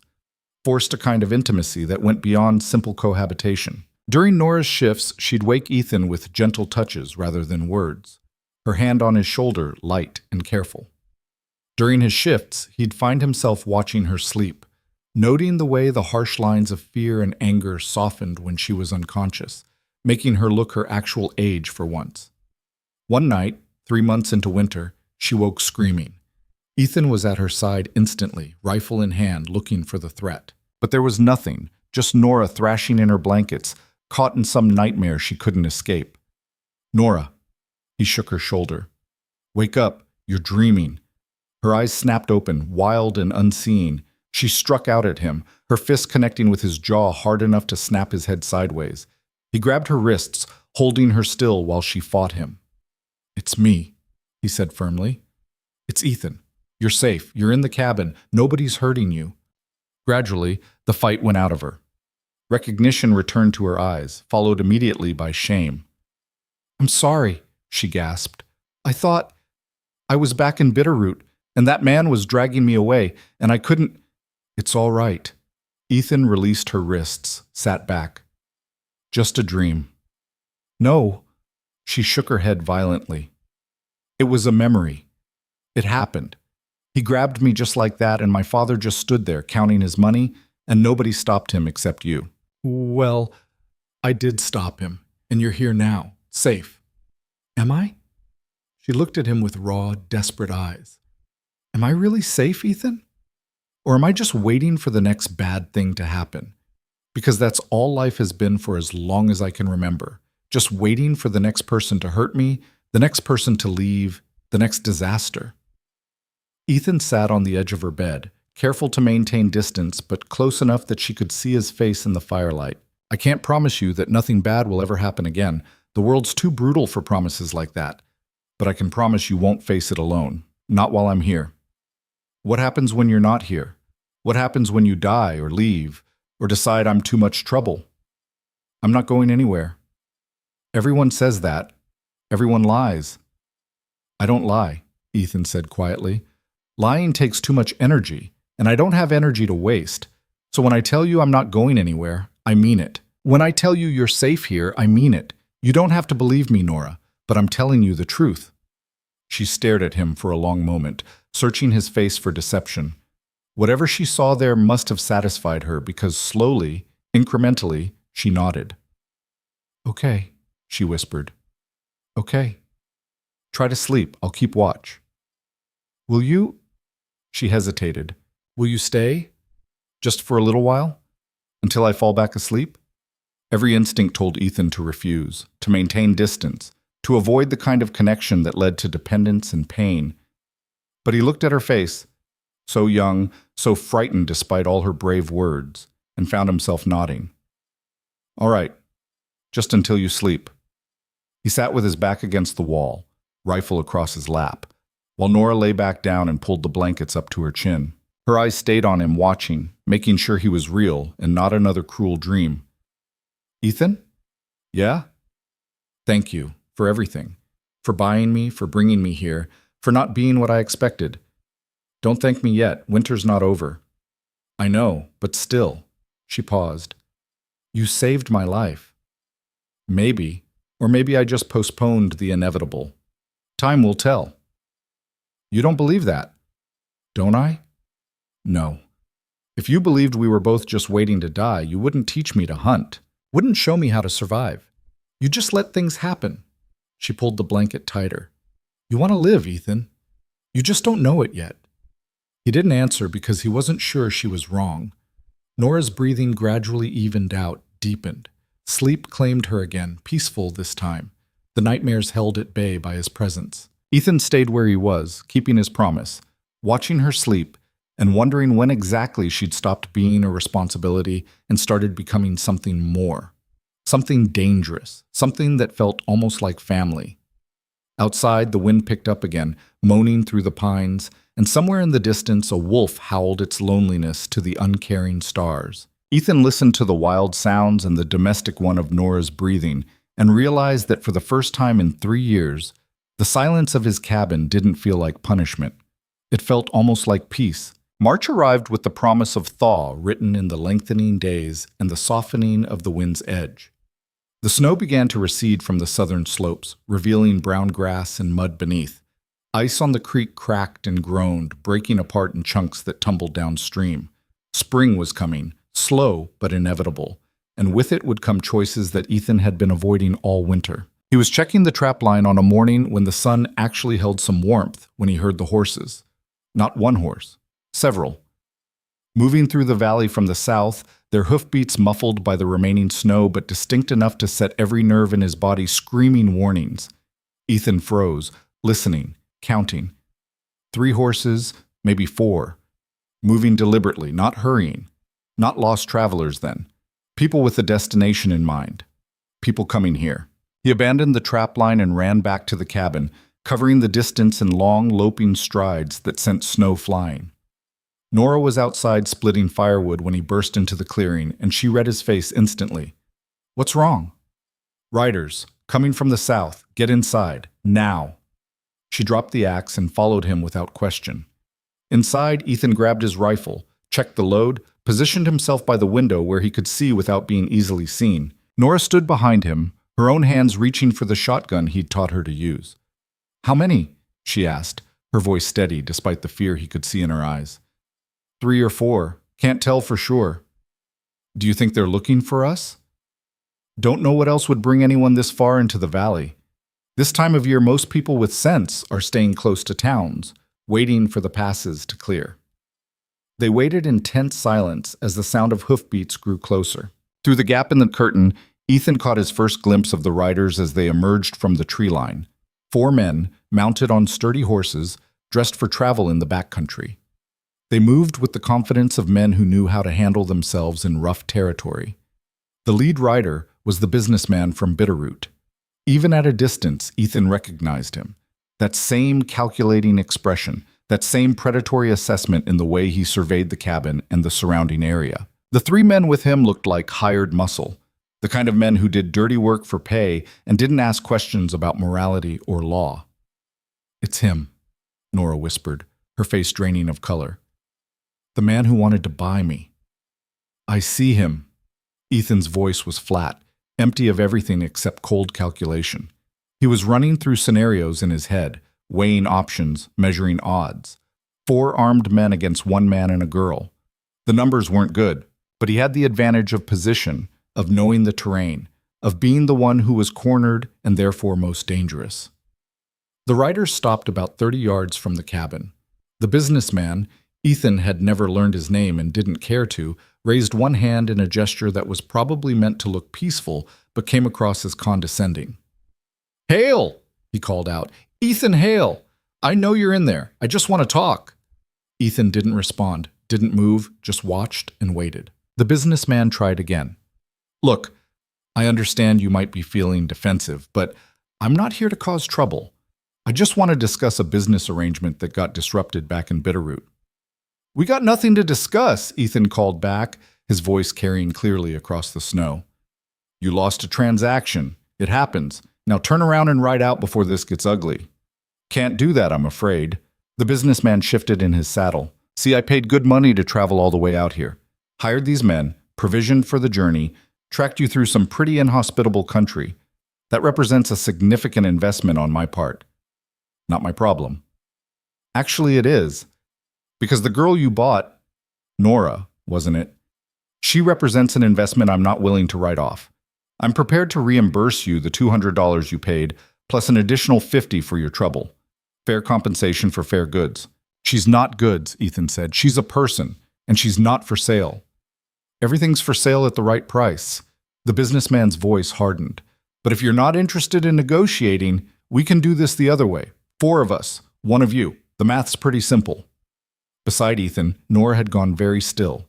He could feel the fear radiating off her in waves, but when he glanced at her face, what he saw wasn't paralysis. It was rage. Cold, focused rage. "I won't go back," she said quietly. "I'll die first. I mean it, Ethan. I'll put a bullet in my own head before I let him take me." "Nobody's taking you anywhere, bud," Ethan said. He raised his voice again, calling out to the riders. "You've got 1 minute to turn those horses around. After that, I start shooting, and I'm a real good shot, so you might want to consider whether whatever you're getting paid is worth dying for." The 3 hired men exchanged glances. Ethan saw doubt flicker across their faces. They were mercenaries, not zealots. They'd weigh the risk against the reward and make their calculations accordingly. But the businessman wasn't backing down. His face had gone hard, stripped of all pretense of civility. "You're making a mistake, Hale. You can't fight all of us. Be reasonable." "Reasonable went out the window when you tracked us here to steal a 14-year-old girl. Last chance. Ride out, or we do this the hard way." The businessman's hand moved toward his coat, and Ethan didn't hesitate. He fired, the rifle's crack splitting the morning air, and the businessman's hat flew off his head, drilled through with a perfect hole. The man yelped and fell sideways off his horse, scrambling behind the animal for cover. "Next one goes through flesh, not felt," Ethan called out. "Your choice." For a moment, nobody moved. Then one of the hired men raised his rifle, and everything went to hell. Ethan dropped him with a shot to the shoulder, spinning the man out of his saddle. Nora fired the shotgun through the window, the blast deafening in the small cabin, buckshot tearing into the snow near the horse's feet. The animals panicked, rearing and bolting, and the remaining riders fought to control them while simultaneously trying to return fire. A bullet punched through the cabin wall, splinters exploding inward. Another shattered the window, showering them with glass. Ethan shoved Nora down, returning fire as fast as he could work the rifle's action. The cabin filled with smoke and noise, the acrid smell of gunpowder burning in their throats. "The back door!" Nora shouted. "They'll try to flank us." She was right. Ethan heard footsteps running around the side of the cabin, heard someone trying the back door's latch. He grabbed the pistol from his belt and tossed it to Nora. "You know how to use it? Point and pull. I got it." She moved to cover the back while Ethan focused on the front. Through the broken window, he saw the businessman and 2 remaining men taking cover behind trees and fallen logs, firing in coordinated bursts that spoke of military training or at least battlefield experience. They were trying to pin him down, keep him busy while someone breached the back. The back door crashed open. Ethan heard Nora's startled cry, then the pistol's sharp bark. Once, twice, 3 times, a man's scream cut off suddenly. Then silence. "Nora!" Ethan called out, not daring to turn away from the window. "I'm okay. He's down." "How down?" "Dead down. I shot him in the chest." No hesitation in her voice, no horror or regret, just cold statement of fact. Ethan felt something twist in his chest, pride and sorrow mixed together. She'd killed to defend herself, defend them both, and she'd done it without flinching. He turned her into a survivor, but at what cost? No time to think about that now. The firing from outside had intensified, and Ethan heard the businessmen shouting orders to his remaining man. They were going to rush the cabin, overwhelm him with numbers and speed. He had maybe seconds before they made their move. Ethan made a decision, the kind of decision that separated living from dying in situations like this. Nora, listen to me very carefully. I'm going outside. What? No. They'll kill you. Only if they're faster than me, but they're not. He was already moving, reloading the rifle with practiced speed. You stay here, cover the windows. Anyone who's not me tries to come through that door, you shoot them. Understand? Ethan, don't. Do you understand? Yes, she said, her voice small and frightened but determined. I understand. He moved to the door, took a breath, and kicked it open. Then he was outside, moving fast and low, using the woodpile for cover as bullets kicked up snow around his feet. He saw the businessman's position, saw the other man trying to circle around from the lean-to. Ethan fired, dropped the second man with a shot to the leg. The man went down screaming, and the businessman's composure finally cracked. He stood up from behind his cover, pistol raised, face twisted with fury. You should have taken the money, he shouted. Should have been smart. Smart would have been leaving us alone, Ethan said, and shot him. The bullet took the businessman in the shoulder, spinning him around and dropping him into the snow. His pistol flew from his hand, landing several feet away. Ethan advanced, rifle trained on the fallen man, checking the perimeter for additional threats. The man he'd shot in the leg was writhing on the ground, no longer a danger. The one Nora had killed was sprawled in the doorway, blood staining the snow beneath him. The fourth man, the first one Ethan had wounded, had apparently decided discretion was the better part of valor and fled on foot into the woods. Ethan stood over the businessman, who clutched his bleeding shoulder and glared up with pure hatred. You're a dead man, Hale, he spat. You hear me? This isn't over. I've got friends, connections. They'll come looking. No, they won't. Ethan's voice was cold as winter iron. Because you're going to ride back to whatever hole you crawled out of and tell them the girl died. Fell through the ice, got taken by a mountain lion, whatever story you want to sell. But you're going to make damn sure nobody else comes looking for her. Because if I see you or anyone connected to you in this valley again, I won't aim for your shoulder. And what's to stop me from coming back with more men? Better men. Ethan smiled, and it was not a pleasant expression. Because you're a businessman. You calculate risk and reward, and right now you're bleeding in the snow. You've lost 2 men, and all you've got to show for it is a hole in your shoulder and a hole in your pride. That's bad investment by any measure. You go back, lick your wounds, find some other poor soul to exploit. But you leave us alone, or next time I'll make sure you don't leave at all. The businessman's eyes darted to his pistol, lying in the snow. Ethan saw the calculation, saw him weighing the odds. Don't, Ethan said quietly. I've already killed today. 1 more won't weigh any heavier on my conscience. Whatever the businessman saw in Ethan's eyes convinced him. He slumped back, the fight draining out of him along with his blood. Fine, he muttered. Fine. The bitch isn't worth dying for anyway. Ethan's finger tightened on the trigger, but he forced himself to ease off. Killing an armed attacker in a firefight was one thing. Executing a wounded man in cold blood was another, and he wasn't quite ready to cross that line. Not yet. Not unless he had to. He stepped back, gestured with the rifle. Get on your horse. Take your wounded man with you. Leave the dead one. I'll bury him. And if you're smart, you'll ride fast and you'll ride far, because my patience just ran out. The businessman struggled to his feet, swaying with blood loss but managing to stay upright. He called to his wounded companion, and together they limped to their horses. The animals had bolted during the firefight, but hadn't gone far, and within minutes the 2 men were mounted, looking considerably less threatening than when they'd arrived. The law will hear about this, the businessman said, making one last attempt at intimidation. Murder, kidnapping. You're the one who rode onto my property with armed men and started shooting, Ethan interrupted. That's home invasion where I come from. Any lawman with half a brain will call it self-defense.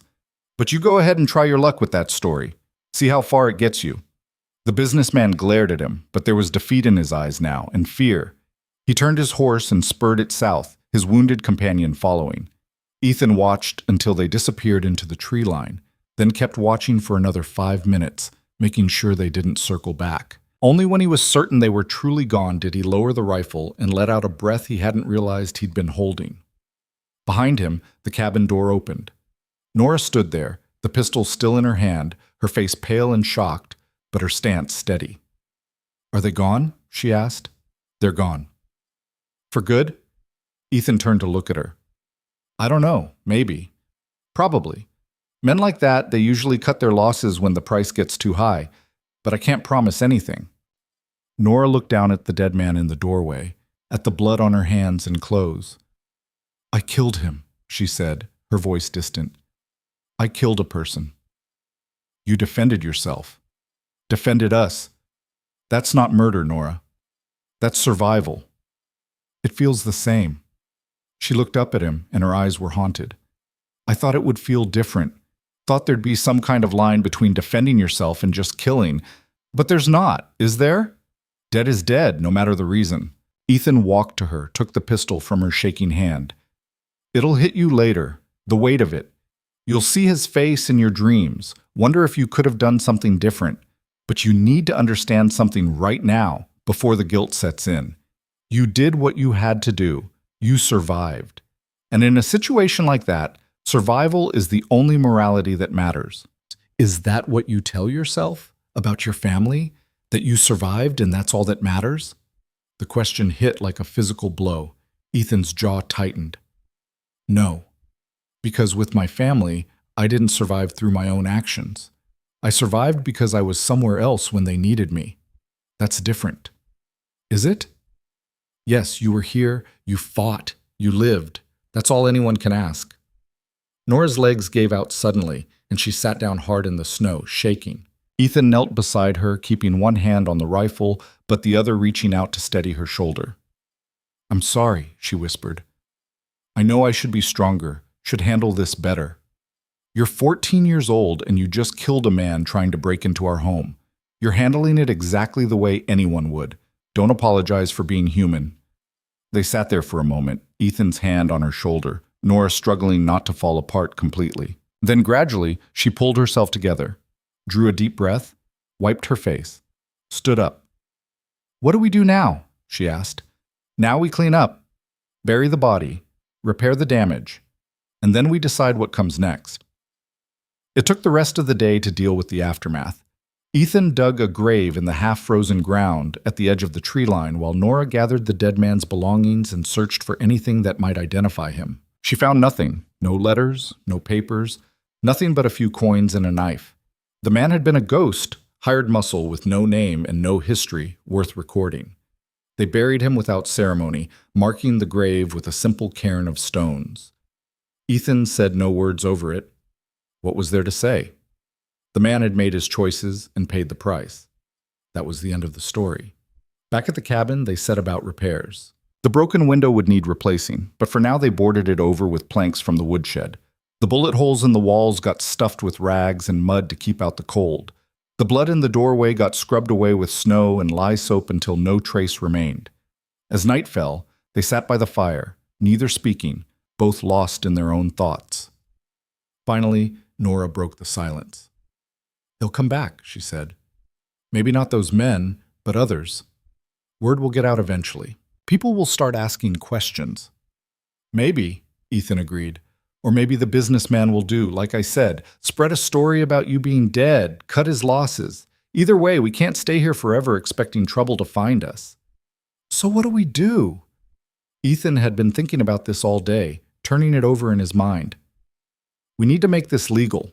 Need to establish some kind of claim that protects you, makes it clear you're not stolen property or a runaway." "How do we do that?"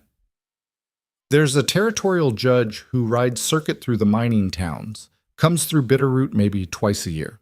We wait until he's there, then we go make our case. Tell him you were being sold illegally, that I intervened, that you're now under my protection. If we can get official papers, guardianship documents, then anyone who comes looking will have to go through the law." "And you think this judge will help us after what happened today?" "What happened today was self-defense on my property. We've got witnesses, or at least we've got the bodies to prove we were attacked. As for you," he paused, "we tell the truth. Your father sold you illegally, I bought your freedom, and now I'm seeking to formalize the arrangement through proper channels. Nora considered this. When does the judge come through next? Not until late spring, probably May or June, which gives us time to get our story straight, time for you to heal from today. He looked at her. You did well, Nora. You fought when it mattered. I'm proud of you. Don't be. Her voice was bitter. I'm not proud of myself. You will be. Eventually. When enough time passes and you realize that what you did saved both our lives. She didn't answer, just stared into the fire, and Ethan let her be. Some lessons took time to learn. Some wounds needed to scab over before they could heal. That night, neither of them slept well. Ethan kept watch at the window, rifle across his lap, jumping at every sound the wind made in the trees. Nora tossed and turned in her bed, whimpering occasionally in her sleep. Around 3 a.m, she woke with a gasp, sitting bolt upright. It's all right, Ethan said quietly from his position by the window. Just dreams. You're safe. I keep seeing his face, the man I shot. He looked so surprised, like he didn't really believe I'd do it until the bullet hit him. That's how it usually goes. Most people don't believe they're really going to die until the moment arrives. Does it get easier, killing someone? Ethan was quiet for a long moment. I don't know. I've only killed in war and in self-defense, and neither one felt easy. What I do know is that it changes you. Leaves a mark that doesn't wash off. But that doesn't mean it was wrong. Sometimes survival requires us to do hard things. My father used to say that. When he'd hit me, or when he sold our furniture to buy whiskey, he'd say it was a hard thing but necessary. Your father was a coward who used that excuse to justify his weakness. You're not him, Nora. You didn't kill for convenience or selfishness. You killed to protect us both. That's not the same thing. She lay back down but didn't close her eyes. I want to believe that. Then believe it, because it's true. They made it through the night and into the next day, both of them jumpy and exhausted but functional. Ethan showed Nora how to reload the weapons, how to maintain them, how to keep them ready for quick use. She learned with the same grim determination she brought to everything else, understanding that this knowledge might be all that stood between survival and death. A week passed with no further incidents. Then another. The snow continued to melt, and the valley began to show signs of spring, green shoots pushing up through the mud, birds returning from their winter migrations, the creek running high and fast with snowmelt. On a morning when the sun actually felt warm on his face, Ethan made a decision. We're going to Bitterroot, he told Nora. Soon as the South Pass clears enough for the horses to make it through. Why? Because hiding up here won't solve anything. We need to know what story's circulating, need to gauge whether we're in danger or if the businessman kept his word. And we need to start establishing your legitimacy, show your face, make it clear you're alive and under my protection. What if someone tries to take me? Then we handle it. But Nora, we can't live our whole lives in fear of what might happen. At some point, we have to step out of the shadows and claim our place in the light. She looked at him for a long moment, then nodded. All right. When do we leave? 3 weeks. Maybe 4. Give the past time to clear, give us time to prepare. He paused. And give you time to decide if this is really what you want. Because once we go down there and make this official, you're tied to me. My ward, my responsibility. If that's not what you want, now's the time to say so. Where else would I go? Anywhere. You could take one of the horses, ride to Denver or Salt Lake, start fresh where nobody knows you. I'd give you money, supplies, whatever you need. Nora shook her head. I'm not running anymore. I'm done being chased, done being afraid. If you're willing to stand up for me, to make this legal and real, then that's what I want too. Ethan felt something settle in his chest, a weight he hadn't realized he'd been carrying. All right then. We go to Bitterroot. We face whatever's waiting. And we come back here together, legal and legitimate. Together, Nora repeated, and for the first time since the attack, she smiled. It was a small smile, fragile as early spring ice, but it was real. And for now, that was enough. The journey to Bitterroot took 2 days through mud and melting snow, every mile a test of their resolve. Nora rode behind Ethan on the buckskin, her arms wrapped around his waist, her body tense with anticipation and dread. They'd both changed since that autumn day when he'd bought her freedom. Ethan could feel it in the way she sat straighter now, in the calluses on her hands from splitting wood and handling weapons, in the quiet confidence that had replaced some of the hollow fear. But returning to the place where her nightmare had begun was asking a lot, even from someone as strong as she'd become. "You all right back there?" he asked as they descended the final ridge and Bitterroot came into view below. "No," she said honestly, "but I'll manage." The town looked worse than Ethan remembered. More buildings stood empty now, their windows boarded over, their porches sagging. The mine had finally played out completely, and the exodus had accelerated. Maybe 30 people still lived here, clinging to hope or too broke to leave. The main street was nearly deserted when they rode in, just a few souls moving between the general store and the saloon. Ethan felt eyes on them immediately. Word would spread fast in a town this small. The hermit from the high country had returned, and he'd brought the girl everyone thought was long gone. They stopped at the livery first, where an old man Ethan recognized from previous visits emerged to take their horse. His eyes widened when he saw Nora, and he opened his mouth as if to speak, then seemed to think better of it. "Need the horse stabled for a few days," Ethan said, dismounting and helping Nora down. "Fed and watered proper." "Yes, sir, Mr. Hale." The old man took the reins but couldn't stop staring at Nora. "Didn't expect to see, that is," folks said. "Folks say a lot of things," Ethan interrupted. "Most of it wrong. Where can I find Judge Morrison? Heard he was making his circuit through here." "The judge?" The old man blinked. "He's at the boarding house, holding court in the main room. Been here 3 days now, settling disputes and such. Leaves tomorrow, I think." "Perfect timing, then." Ethan nodded his thanks and led Nora toward the boarding house. She walked close to him, her hand near the pistol he'd taught her to wear under her coat. Every face they passed registered shock, curiosity, calculation. Ethan ignored them all, keeping his focus forward.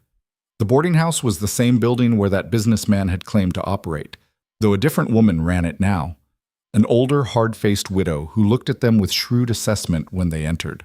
"Help you?" she asked. "Need to speak with Judge Morrison. Official business." "He's in session. You'll have to wait." She gestured to a bench along the wall. "Shouldn't be more than an hour."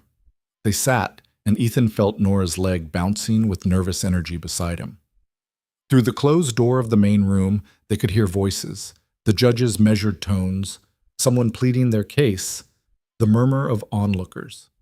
Small-town justice, rough and informal, but better than nothing. People drifted in and out of the boarding house, and each one stopped to stare at Nora before hurrying away. Ethan knew what they were thinking, what stories they were spinning, but let them talk. Soon enough, there'd be legal papers to shut down the worst of the speculation. The door finally opened, and a couple emerged looking relieved. Some property dispute settled in their favor, probably. The widow gestured for Ethan and Nora to enter. Judge Morrison was exactly what Ethan had hoped for. A man in his 60s with intelligent eyes and the worn look of someone who'd seen every variety of human nature and wasn't easily shocked. He sat behind a makeshift desk, papers spread before him, a law book open at his elbow. "Mr. Hale and Miss Vance, I presume," he said, and Ethan felt a jolt of surprise that the judge knew their names. Morrison smiled slightly. "Word travels fast in a dying town. I've heard some interesting stories about you two over the past few days.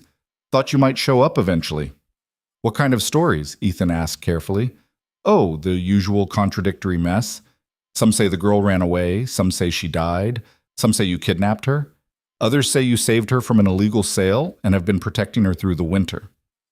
The judge leaned back in his chair. "Why don't you tell me which version is closest to the truth?" Ethan glanced at Nora, who nodded slightly. He'd promised to let her speak for herself when it mattered, and this mattered more than anything. "My father sold me," Nora said, her voice clear and steady. "Last autumn, right here in this town. He stood in a yard behind the main street and auctioned me off like livestock because he was dying and broke and needed money for whiskey. A man named—" She paused, realizing she'd never learned the businessman's name. "Thomas Garrett," the judge supplied. "I know who you mean. Continue." "Mr. Garrett tried to buy me, said he ran a boarding house and needed help with the rooms, but we all knew what he really meant. Mr. Hale intervened, paid more than Garrett offered, took me out of there, brought me to his cabin in the high country." Against your will? No, sir. I was terrified of him at first. Thought he'd be just another man who wanted to hurt me. But he wasn't. He taught me to survive, gave me shelter and food, never laid a hand on me except to keep me from freezing to death. He saved my life. Judge Morrison studied her carefully. That's quite a testimony, young lady, but I need to ask some difficult questions. Did Mr. Hale ever harm you in any way, physically or otherwise? No, sir. Did he confine you, prevent you from leaving? No, sir. He told me from the start I could run if I wanted. I chose to stay. Why? Nora's jaw tightened. Because everywhere else, I was just property waiting for someone to claim. With him, I was a person. He treated me like I mattered, like I was worth teaching and protecting. That was more than anyone else had given me in 4 years. The judge turned his attention to Ethan. And you, Mr. Hale? What's your interest in this girl? What do you want from this situation? Legal guardianship, Ethan said. I want papers that say she's under my protection, that she's not available for sale or claimed by anyone. I want her safe in the eyes of the law. Why? Out of the goodness of your heart? Because it's the right thing to do, because she deserves better than what this world's given her, and because... Ethan paused, choosing his words carefully. Because I lost my own family 3 years ago, and I know what it's like to be alone. Nobody should have to face that, especially not a child. She's 14. That's old enough to work, old enough to marry in some territories. What makes you think guardianship is necessary? Because marriage would just be another form of ownership, Nora interjected. And work would mean someone else controlling my life, deciding my worth. Guardianship means I'm protected but not owned. It means I have time to grow up before the world forces me to make choices I'm not ready for. Judge Morrison smiled slightly. Well said. You've got a sharp mind, Miss Vance. Better educated than most girls your age out here. My mother taught me to read before she left. Mr. Hale's been teaching me the rest. Hunting, tracking, survival. And how to think for myself. The judge made some notes, his pen scratching across the paper. I've also heard some rumors about an incident at Mr. Hale's property. Something involving Thomas Garrett and several armed men. Care to address that? Ethan felt Nora tense beside him. This was the dangerous part, where everything could fall apart. Garrett came to my cabin with 3 hired men, Ethan said carefully. Claimed he wanted to renegotiate the transaction. I told him there was nothing to negotiate. He and his men opened fire on my property. We defended ourselves. 2 of his men were killed, Garrett and another were wounded. They retreated. Self-defense, you're claiming. It's not a claim, it's a fact. They initiated hostilities on my land. We responded appropriately. There's a man in the saloon right now, Judge Morrison said casually, who claims you murdered his companions in cold blood. Says Garrett just wanted to talk, and you started shooting without provocation. Ethan's blood ran cold. One of the survivors had come to Bitterroot after all, spinning his own version of events. That man's a liar. Probably, the judge agreed. But it's his word against yours, and you've admitted to killing 2 men. That's serious, Mr. Hale. They were trying to take Nora, Ethan said. Trying to kidnap her from my property. What was I supposed to do? Let them. You could have let the law handle it. What law? Ethan's voice rose. The nearest marshal is 3 days' ride from my valley. By the time any law arrived, Nora would have been long gone, sold into the exact kind of life I was trying to save her from. Judge Morrison held up a hand. Easy, Mr. Hale, I'm not accusing you. I'm establishing facts. He turned to Nora. Miss Vance, in your own words, what happened that day? Nora took a breath. 4 armed men came to our cabin. Mr. Garrett demanded that Mr. Hale turn me over to him. Mr. Hale refused. Garrett's men started shooting. Mr. Hale defended our home, and she faltered, then pushed forward. I killed one of them myself. He broke through the back door, was going to shoot Mr. Hale in the back, so I shot him first. The judge's eyebrows rose. You killed a man? Yes, sir. With Mr. Hale's pistol, 3 shots to the chest. How do you feel about that? Terrible, Nora said quietly. I see his face every night when I try to sleep.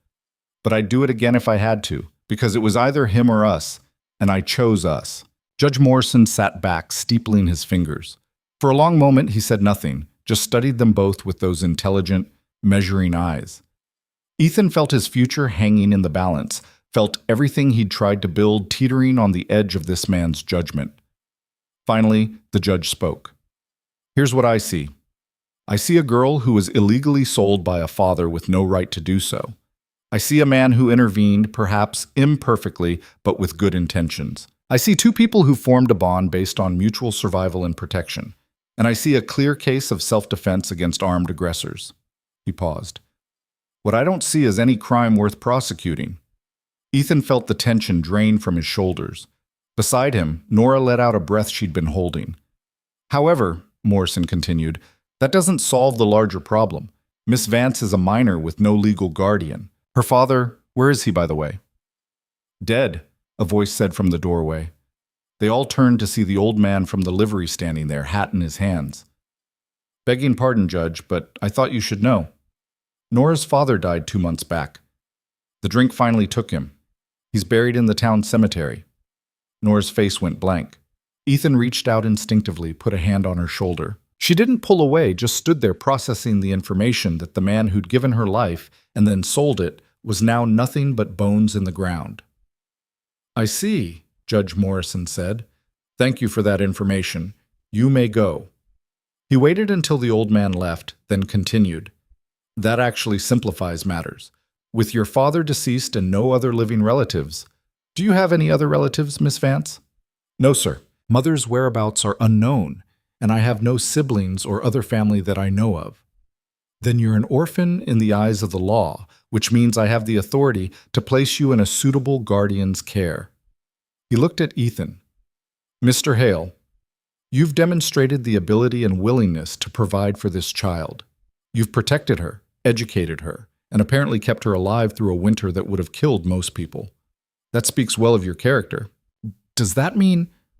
It means I'm prepared to grant you legal guardianship, pending certain conditions. Morrison pulled out a fresh sheet of paper and began writing. First, Miss Vance will receive regular education appropriate to her age, not just survival skills, but reading, writing, arithmetic, history. Second, she will have autonomy over her own person, meaning no forced labor beyond reasonable household contributions, no marriage arrangements without her consent, no physical punishment. Third, you will present her to a circuit judge or marshal at least once per year so that her welfare can be verified. Agreed, Ethan said. All of it. Fourth, and this is crucial, when Miss Vance reaches the age of 18, she will have full autonomy to choose her own path. Stay with you, leave, marry, work, whatever she decides.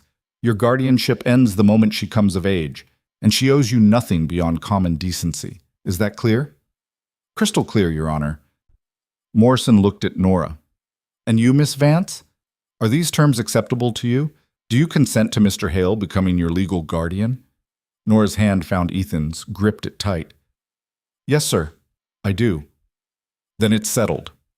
The judge wrote quickly, filling out the official form with practiced efficiency. When he finished, he signed it with a flourish, then pulled out a seal and pressed it into hot wax at the bottom. There. Legal guardianship, recognized by the territorial government and enforceable in any court of law. Keep this document safe, Mr. Hale. It's the only thing protecting both of you from future challenges. Ethan took the paper with shaking hands. It was real. It was done.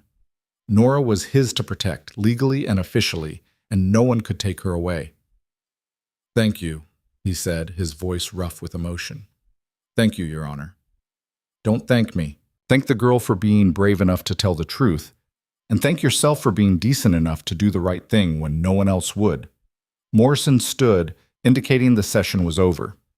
Now, there's still the matter of the man in the saloon making accusations. I suggest you address that before you leave town. Address it how? However you see fit.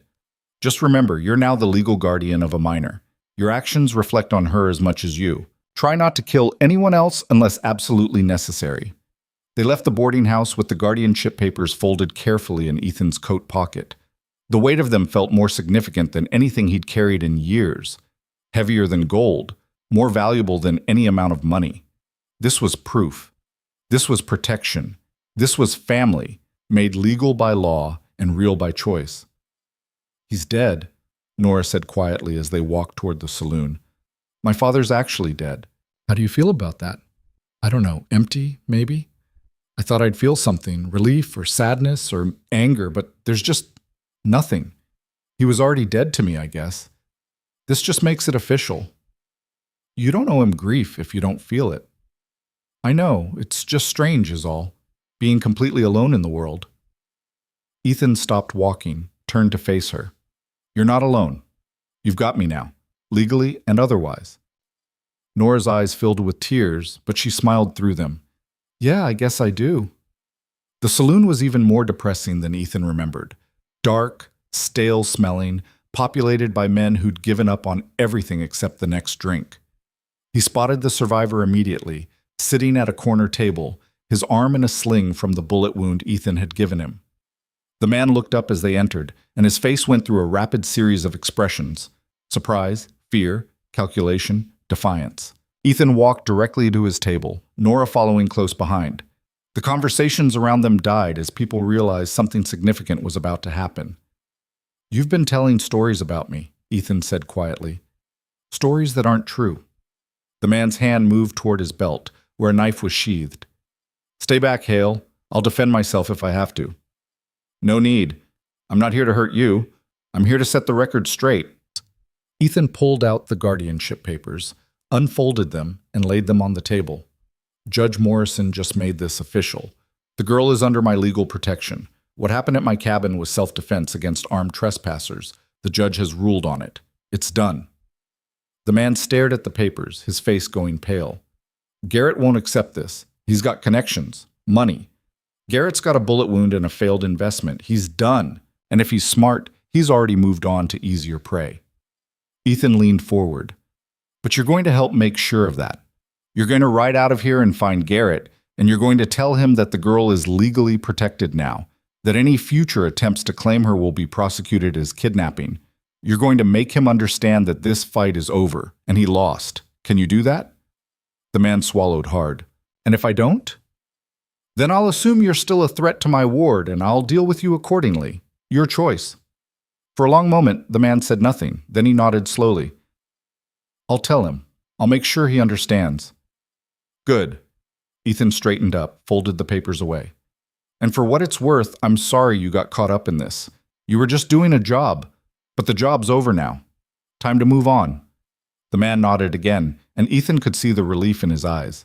He'd been given an out, a way to walk away from this mess without losing too much face. He'd take it. Ethan and Nora left the saloon and walked back into the afternoon sunlight. The street was busier now, people emerging from buildings to watch them, to whisper and point. Ethan ignored them all. Let them talk. Let them speculate. He had the only thing that mattered, legal papers that said Nora belonged to herself and no one else. They collected their horse from the livery and prepared to leave. As Ethan was checking the saddle, the old man approached again, more timid this time.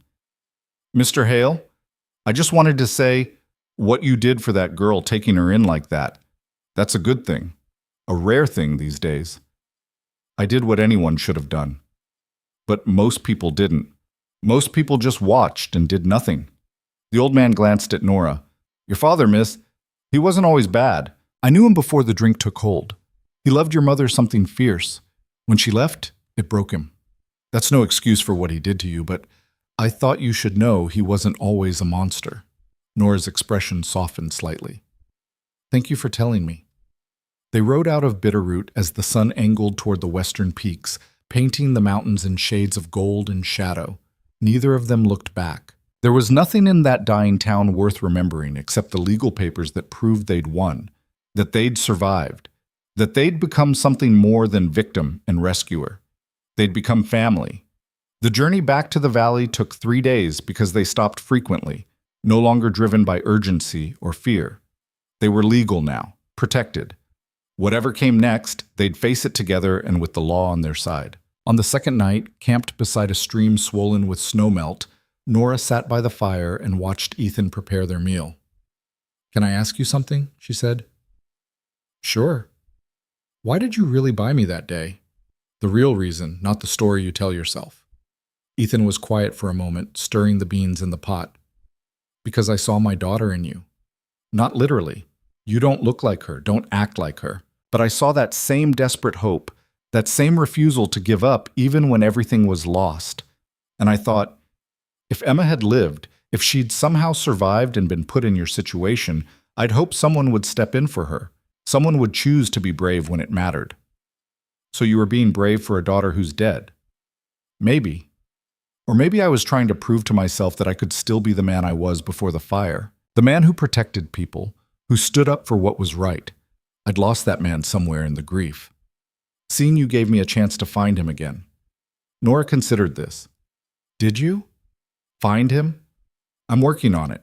Still got a long way to go. We both do, I think. Working on becoming who we're supposed to be instead of who trauma made us. Ethan looked at her, at this fierce, damaged girl who'd somehow survived everything the world had thrown at her and come out stronger. You're wise beyond your years, you know that? I had to grow up fast. Didn't have much choice. No, you didn't. But you can slow down now. You've got time, 4 more years until you're 18, and even after that, you'll always have a place in that valley if you want it. What if I don't want it? What if I decide to leave when I turn 18? The question hurt more than Ethan expected, but he'd promised her freedom, and he meant it.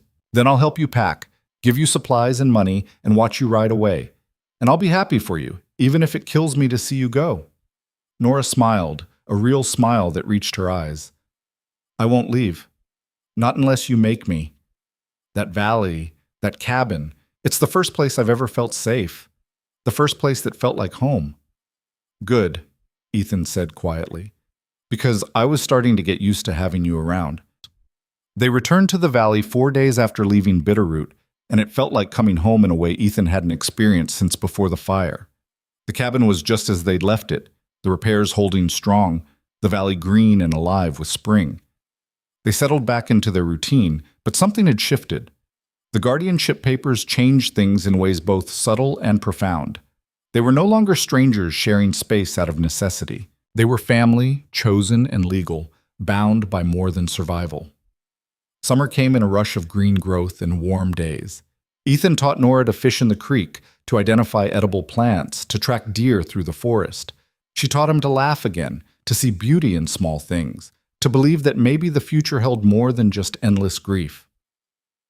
One evening in late July, they sat outside watching the sun set over the western peaks, the sky painted in violent shades of orange and purple. You ever think about Sarah and Emma? Nora asked. Wonder what they'd think of all this. Every day, Ethan admitted. I think Sarah would approve. She always said I was too hard on myself, that I needed to learn to forgive and move forward. And Emma, his voice caught. Emma would have loved having an older sister. She always wanted one. I'm not trying to replace them. I know. You couldn't if you tried. But you're not a replacement, Nora. You're something new. Something I didn't know I needed until you showed up. A second chance. Yeah, a second chance to get it right. To be the protector I should have been. To build something good instead of just surviving. They sat in comfortable silence as darkness fell and stars emerged. Somewhere in the forest, an owl called, and something small answered briefly before going silent. The sounds of life, of nature, continuing its endless cycle regardless of human drama. I want to learn to read better, Nora said suddenly. Really read, not just stumble through. And I want to learn arithmetic and maybe even some science. The judge said you had to educate me, remember? I remember. We'll start tomorrow. I've got some books. Not many, but enough to begin with. And when winter comes again, we'll have plenty of time for lessons. Winter doesn't scare me anymore. No? No. Last winter I was alone and terrified and didn't know if I'd survive. This winter, I'll be warm and fed and learning. I'll be with family. She paused. I'll be home. Ethan felt his throat tighten with emotion. Home. Such a simple word, but one that had lost all meaning for him 3 years ago. Now, impossibly, it meant something again.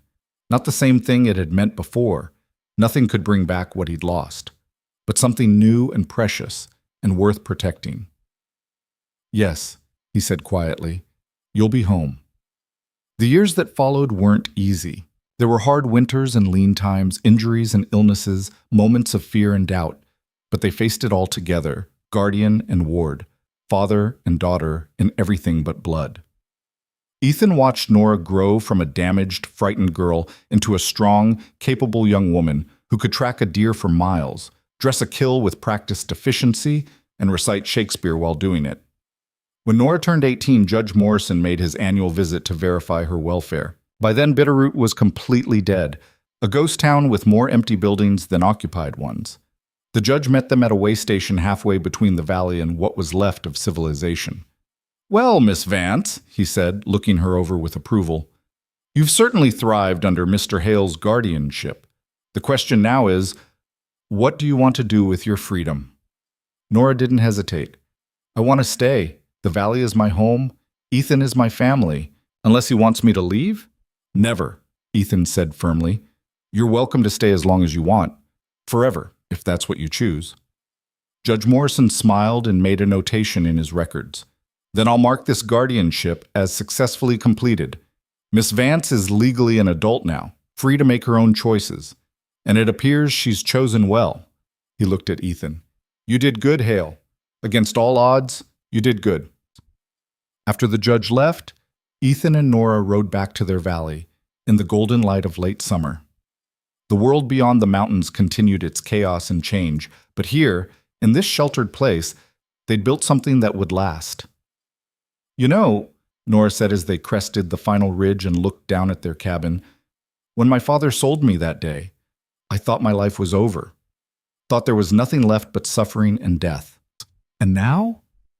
Now I know that sometimes the worst moment of your life is actually the beginning of something better. Something you never could have imagined." She looked at him. "You gave me a life, Ethan. A real one. Worth living." "You gave me one too," he said quietly. "Reminded me that surviving isn't the same as living. That even in the darkest times, there's still room for hope and family and purpose." They rode down into the valley as the sun set behind them, two survivors who'd found each other in the worst moment of both their lives, and somehow, impossibly, built something beautiful from the wreckage. The cabin waited for them, smoke rising from the chimney where they'd left a fire banked that morning. Home waited. Family waited. And for two people who'd lost everything and found each other in the ruins, that was more than enough. It was everything.